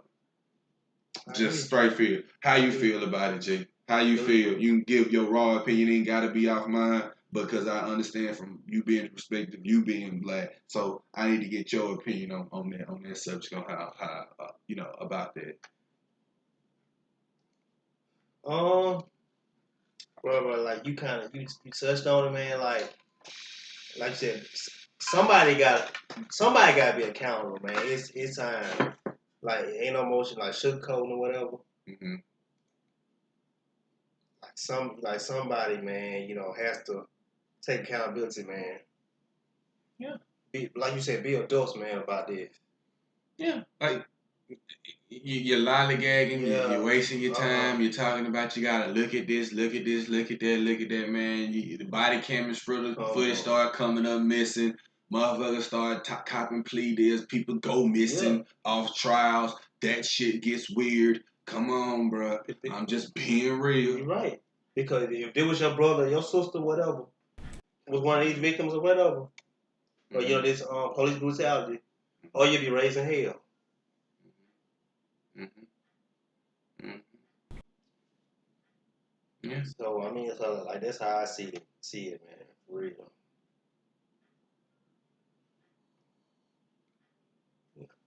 And then like I said, the racism, man, it's been going on. Yeah. For years. I don't understand. I don't understand, man, how people can say, like racism, like doesn't exist. Like I heard this lady too, man. She said, she was talking about black people. Mm-hmm. Candace always said it too, though.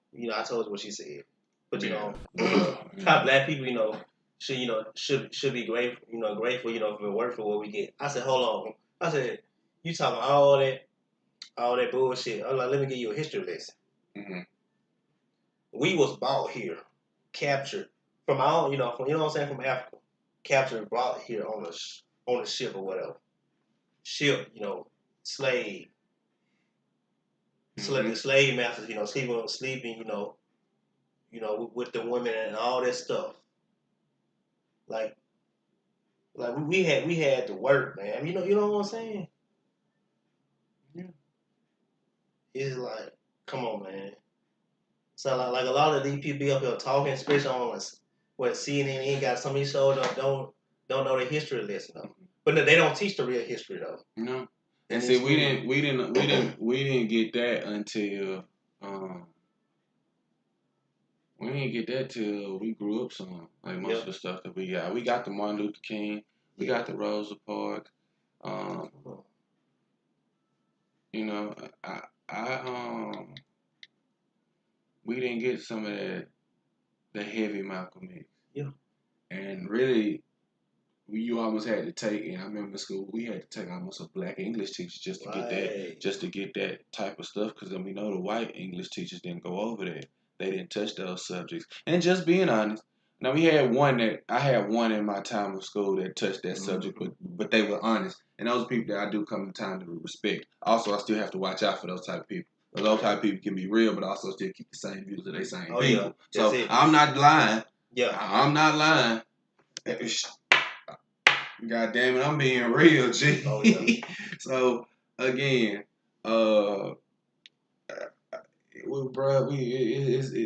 it's been time and time. It's been a whole lot of times that we need to just. I'm not even gonna.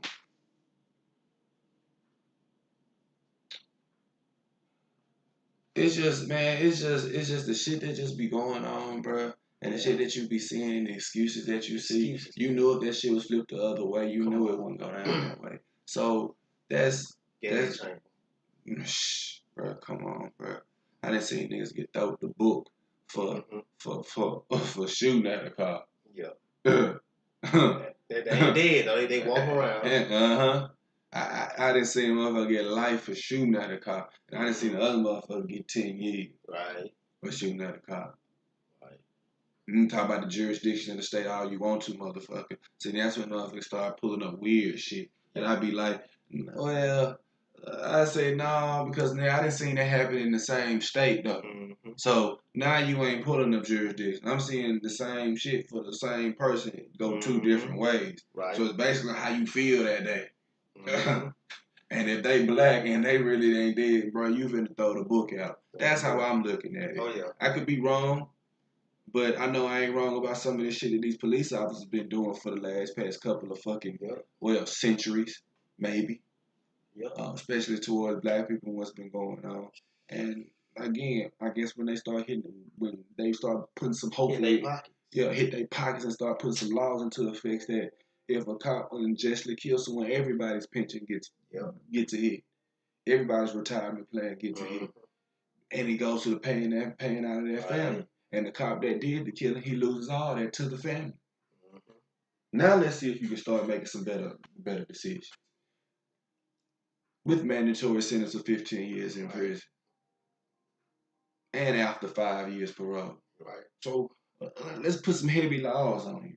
Now let's see how you interact with some people.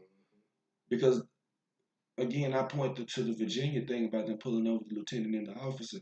And don't you know the lieutenant and the officer, I think got discharged. I think he lost his position at the Army. Well, he did. If I'm not mistaken, if you can look that up, the Army from the lieutenant person from Virginia. If I'm not mistaken, I don't want to say anything false. So if you don't mind, could you look that up for me? If I'm not mistaken, I read that, bro. And if that is, if you can verify that and that's true, because I know I came across it on Twitter. Look it up myself. But I'm gonna let you see if you come across that. Mm-hmm. Yeah, I know about the suit. I'm glad he is too. Well, it said officer that persuade on lieutenant may not be decertified despite new Virginia law.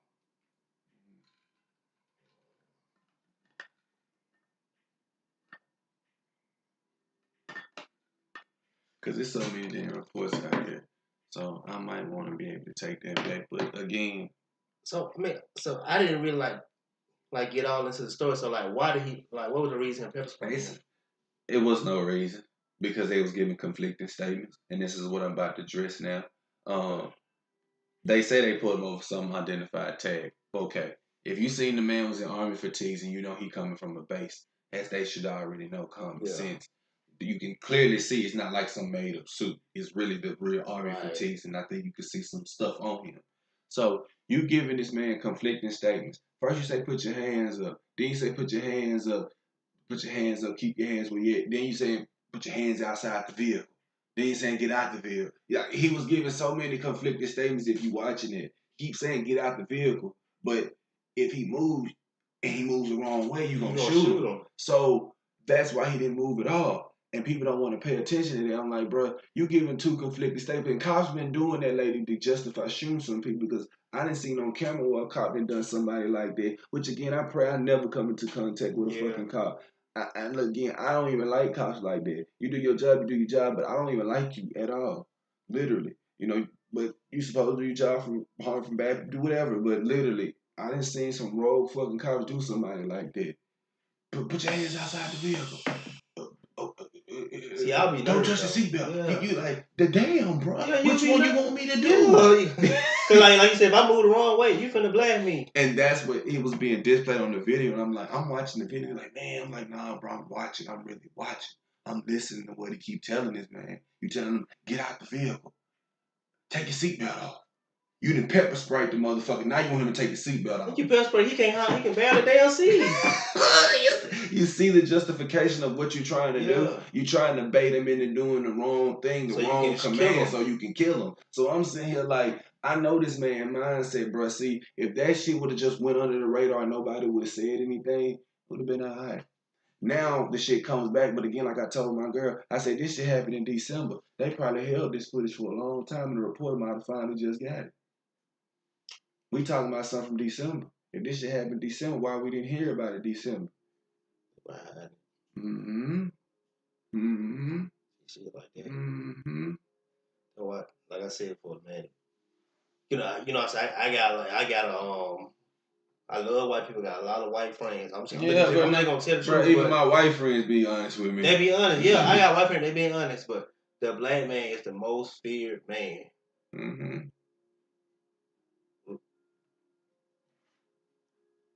In today's society, man, it's just the truth.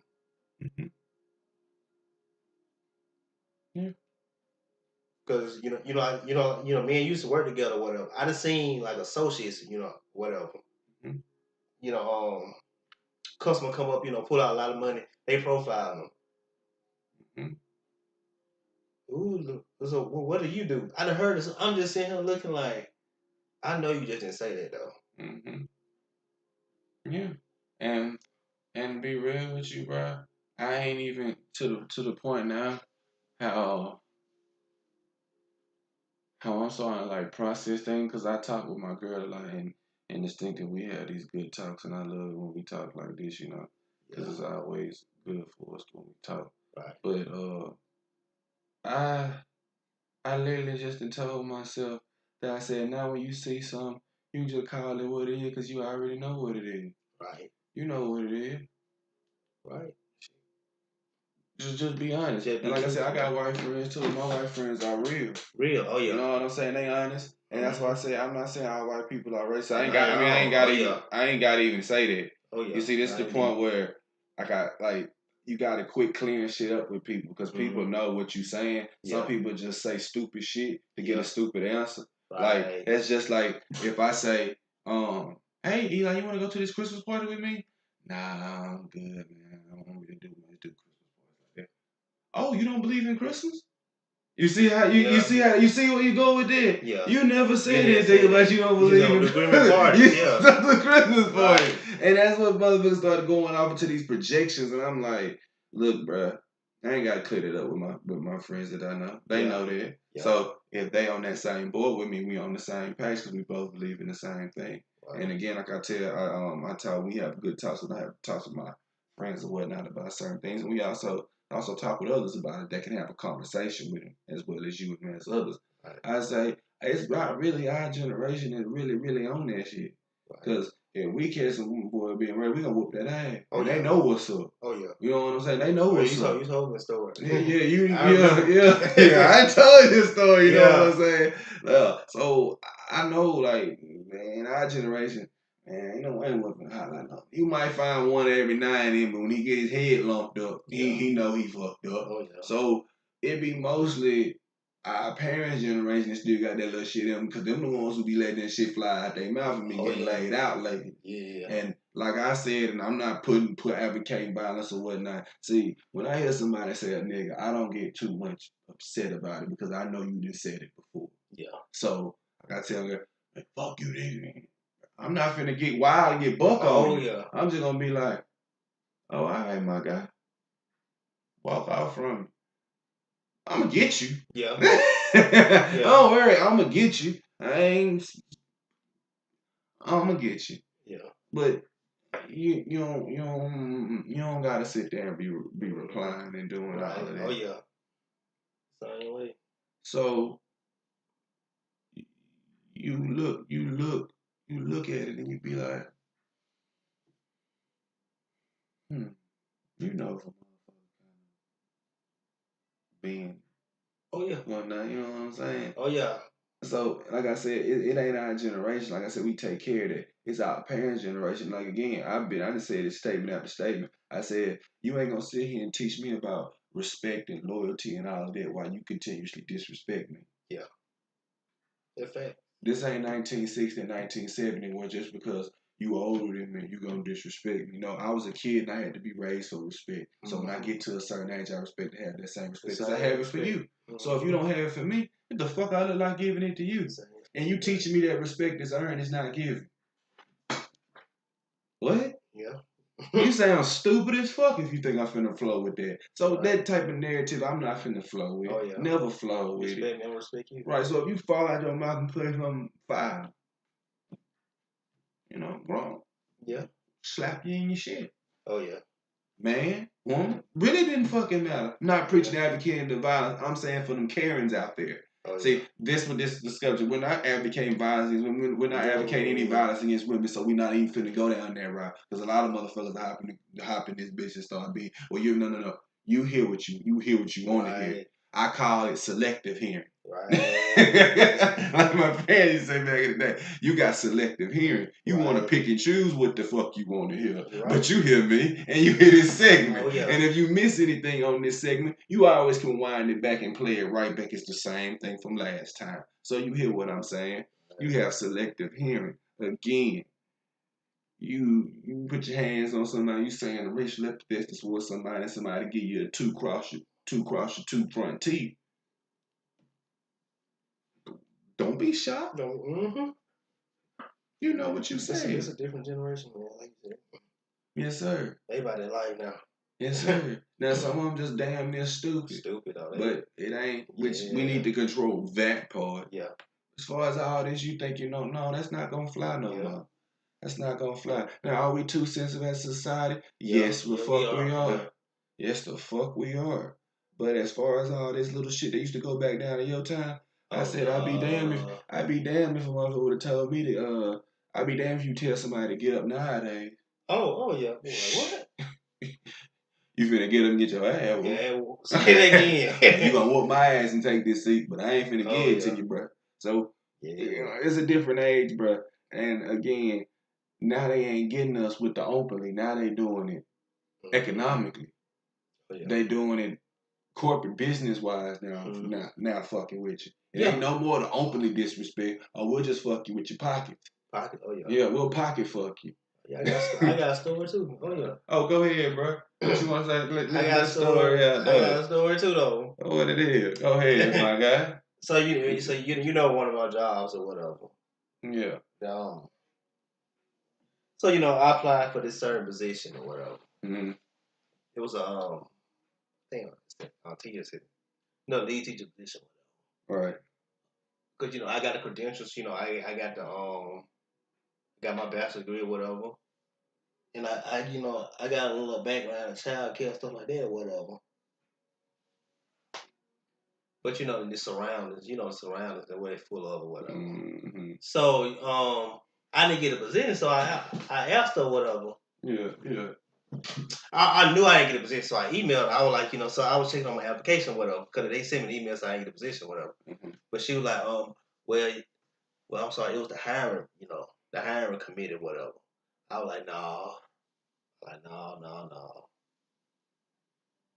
No, it wasn't the hiring committee, because I got the same credentials. They was like somebody, they hired somebody that had more experience. I'm like, wait a minute, so I've been here for like over a year or whatever. I already know what to do or whatever. Right. So how you gonna hire somebody that got more experience though? Right. When I'm right here. Right here though. And I'm showing you I'm loyal and I'm yeah.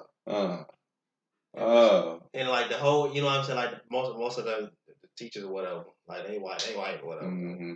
Mm-hmm.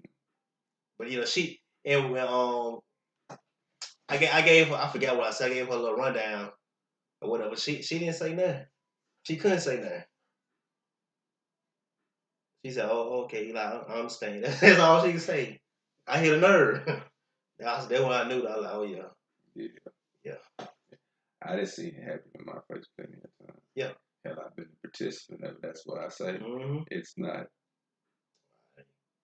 Been a participant because it needs to be a participant in that.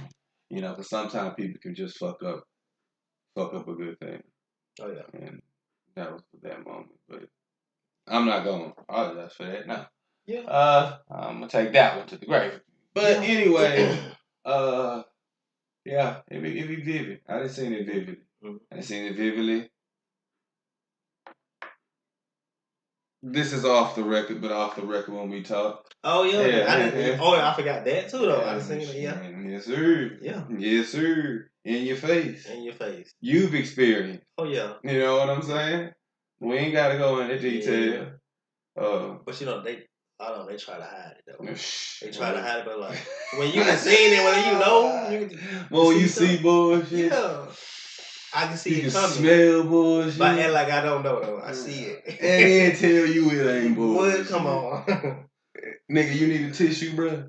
Come on. You need Charmin and Johnson Johnson. Come on.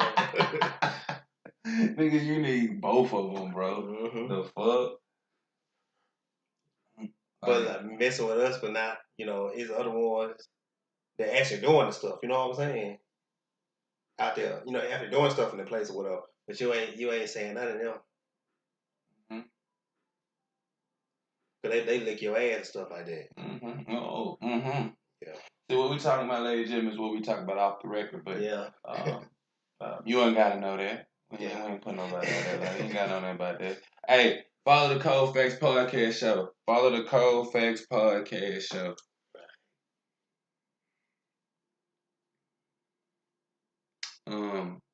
Taking a small. Well, I'm not taking a small brief intermission. I'm trying to send something right quick. Before we close out of here, I want to get your thoughts on this.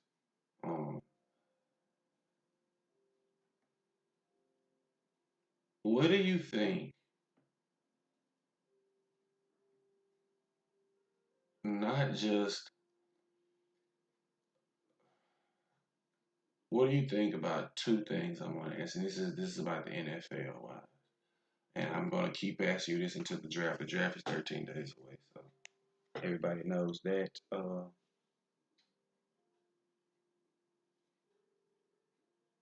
What do you think the Browns are going to do in the first round? Jadeveon Clowney has been added, so I think that's a good. They're the only team with 10 former first round picks.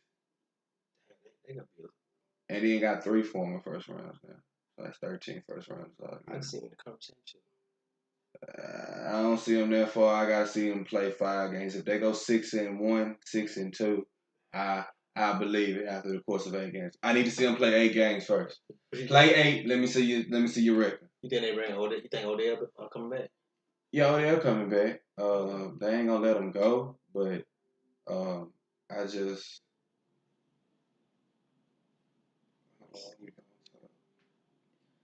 I'm sorry, you guys. He showed me a lot this year, though. Yeah, Baker good. Cause I was kind of down on him at first. I was like, I don't know. Maybe them commercials and all other stuff.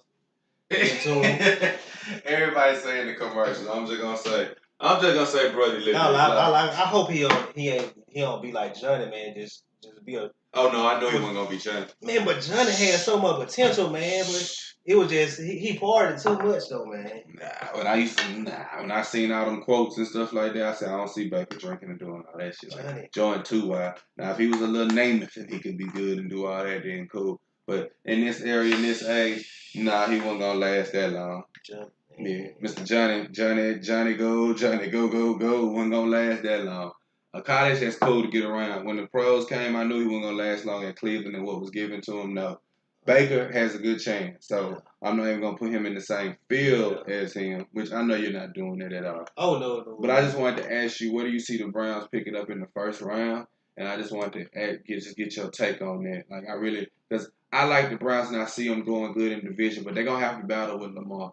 And Lamar got speed with them and Jadeveon Clowney. Jadeveon Clowney really is good at stopping the run. Now, can he get sacks? I don't know. Mm-hmm. But as far as me from listening to other people around the league and what they say, Shannon and other people like that, and even local people, like a couple people I have sources with on here that's some of my followers, some what we talk throughout.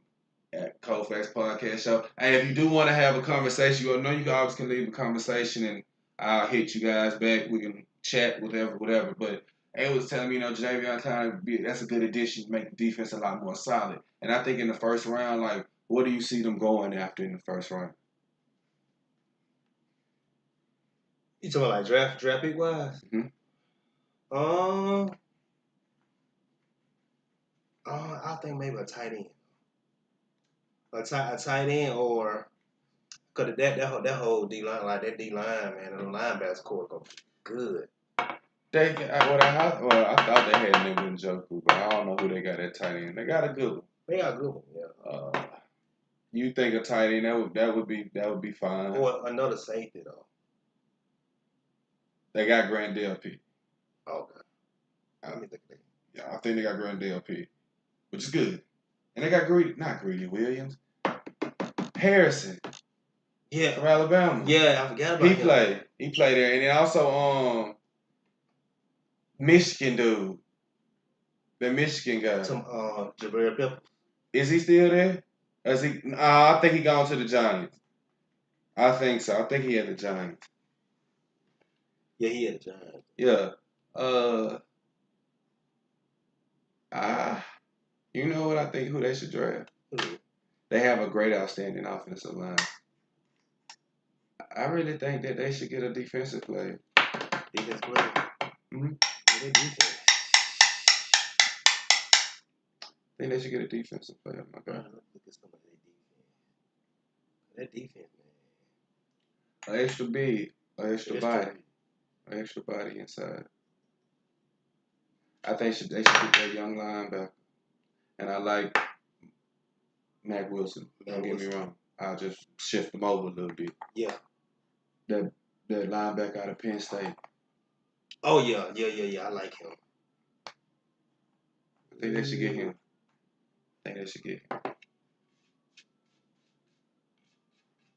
Yeah, I agree, bro. I think they should get him with Myles Garrett. Because he was linebacker type, real shifty. I didn't watch. I didn't know about him until he came up on Cowherd. I forgot about Denzel Ward though. Back there in the backfield.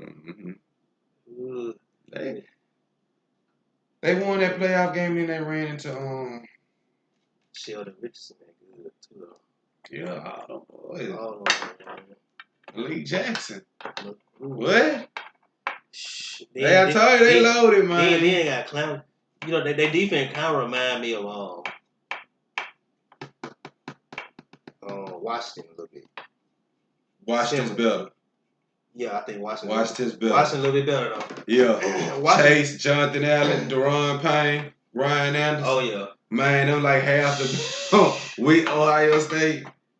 But yeah, they good. Cause they stayed in that game with Tampa though, in that playoff game. Yeah, just didn't have a QB.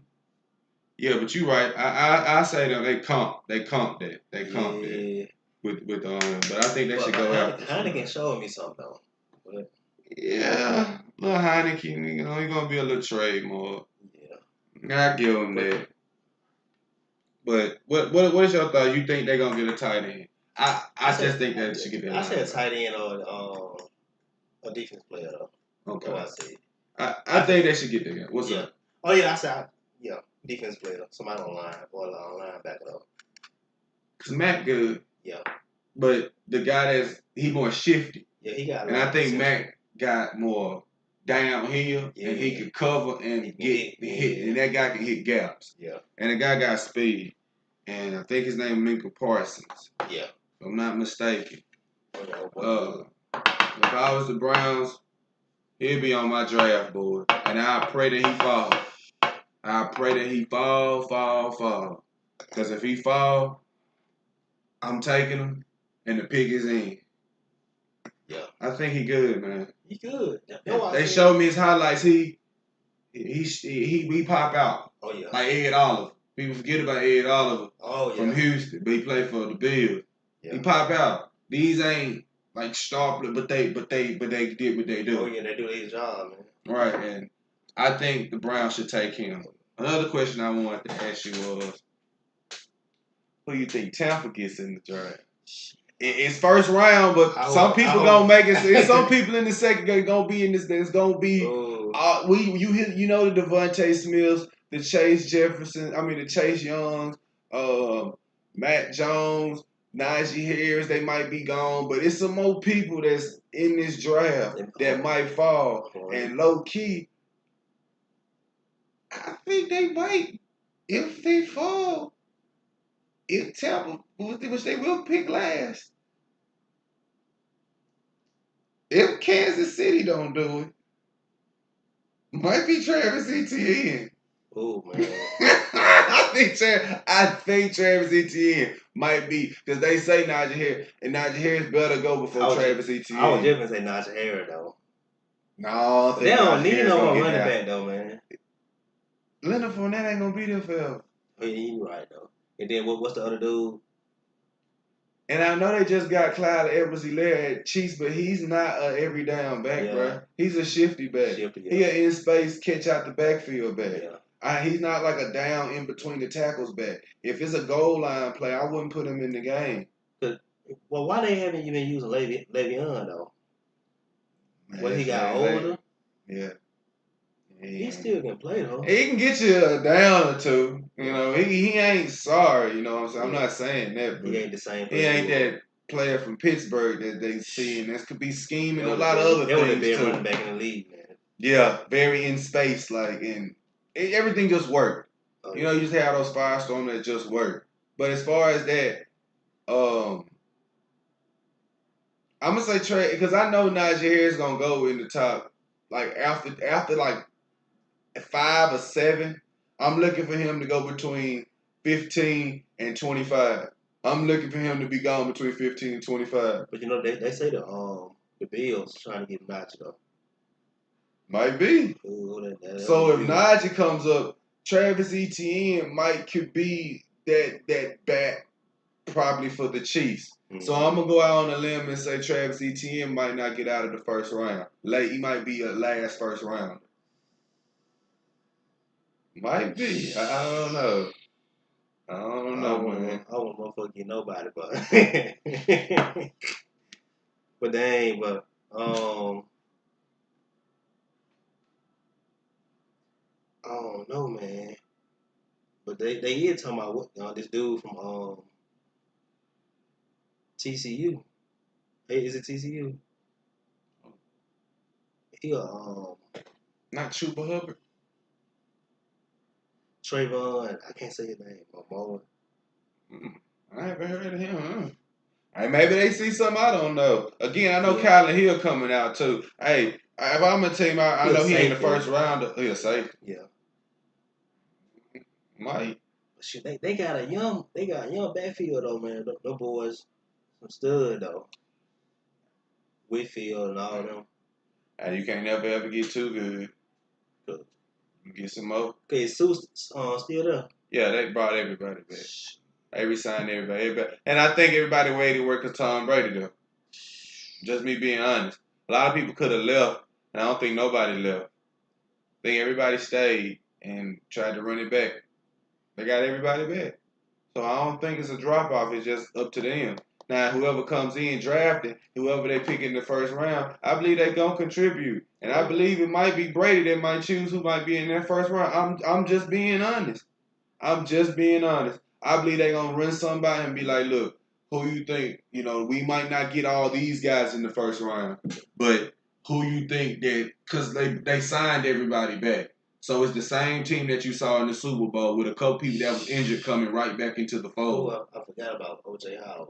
Yeah, so O.J. Howard coming back. So everybody that was hurt, now it's everybody back plus who we won the Super Bowl with. So it's like a brand new team over again. So I bet they saying in the first round, like, okay, if Najee don't fall far, say if Najee fall far, he got out the backfield, running back. He a lot more shifted than Leonard Fournette. Down back, we want to get him. Let's just say, who else played? Let's say Jalen Waddle falls in the draft, bro. You know how these drafts go. That's who Green Bay. If he falls, Green Bay better give him though. I know Aaron Rodgers pissed off. He looking at the Buccaneers like, damn. Aaron Rodgers would not fit his career in Green Bay. No, he would not. I'm going to go ahead and go on record. It could be his last shit though in Green Bay. If they feeling like that, then why hold them? You ain't finna let them succeed, but you want to go back to the NFC title game and lose again? Mm-hmm. My point exactly. I just talked to him straight up. Look, bro, we got Jordan Love. We think we want to go in a better decision. Where you want to go? We'll see what we can get for you. You better get it while you can get it now. Oh, you can't get it when you can get it at all. Oh, yeah. Because you ain't putting them. I'm going to watch who they get in the draft. Who they get in the draft gonna show me do the Packers want to succeed. Matter of fact, me and you can do a show on them. Yeah. We can go over their last 5 drafts, and we can sit down. They need a wide receiver. They just need probably another wide receiver and a cornerback, probably. I say a wide receiver and a safety. And a safety, yeah. Cause somebody back there with what his name is with Alexander. Yeah.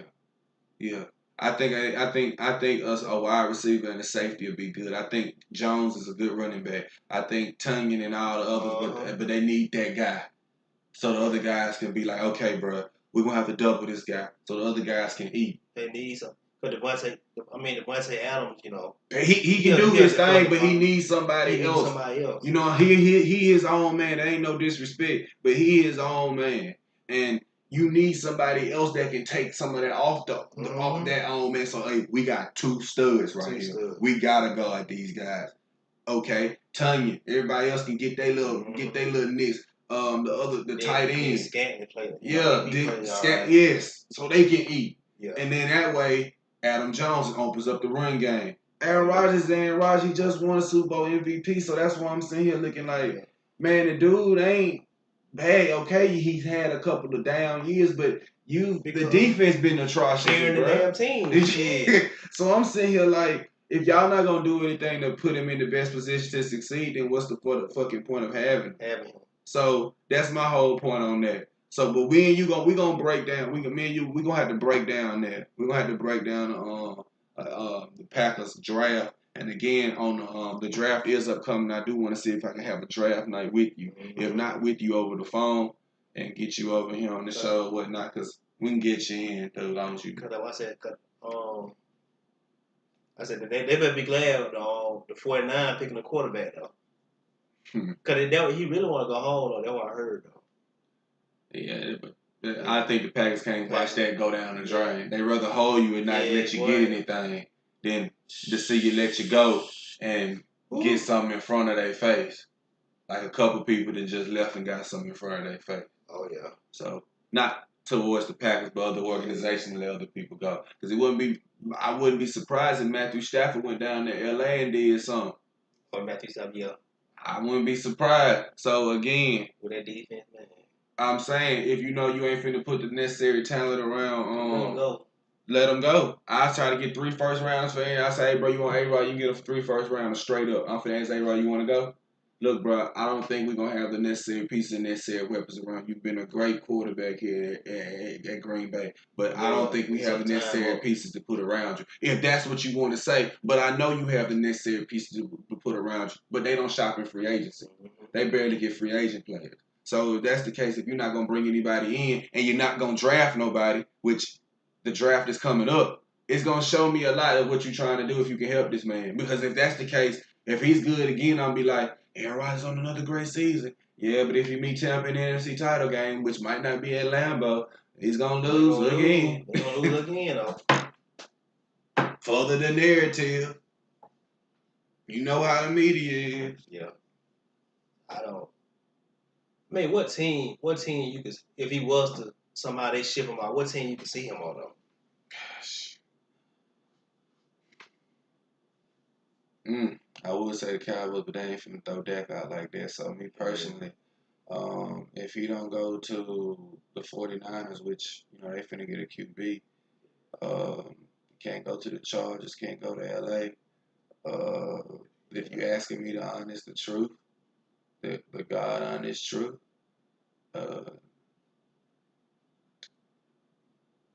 maybe Miami, but it has to be on his watch thing. Yeah. I don't think he would choose Atlanta. That's a thought about New Orleans. I don't think he would choose New Orleans. He like in California. I can see you barely like in Wisconsin. That's just me looking at it. If he gonna choose New Orleans, then I say he might as well go to Denver. But yeah, I mean, I don't know. I will see. But I know he ain't finishing out in Green Bay. No, so where he goes will shock me. Oh, yeah. So he might go. Chicago wouldn't shock me either, though. So, I mean, I don't know. But I just wanted to get your take on that, man. And we wrapping up the show. You know what I'm saying? Thank you guys for listening to us. Thanks for tuning into the Cold Facts Podcast show again. I'm trying to get Eli on again, as I always do each week. I got something coming to you guys later on. I'm going to bring a small, we're going to do a small recording. We might do a live stream again on YouTube, but I might do the recording and just post it on Anchor. If you guys can see that on my Cold Facts page right there, you can just follow me and listen to some of my podcasts on Anchor. I'm trying to get, I've already tried to submit my podcast to Apple and I haven't got anything. It's been over like 8 days and they say they take a while to respond. Well, 8 to 9 days now. And they take a while to respond, so hopefully they'll let my podcast on Apple so you can get it on Apple Podcasts. But for now, it's on Cold Facts Podcast Show, which is available on Anchor.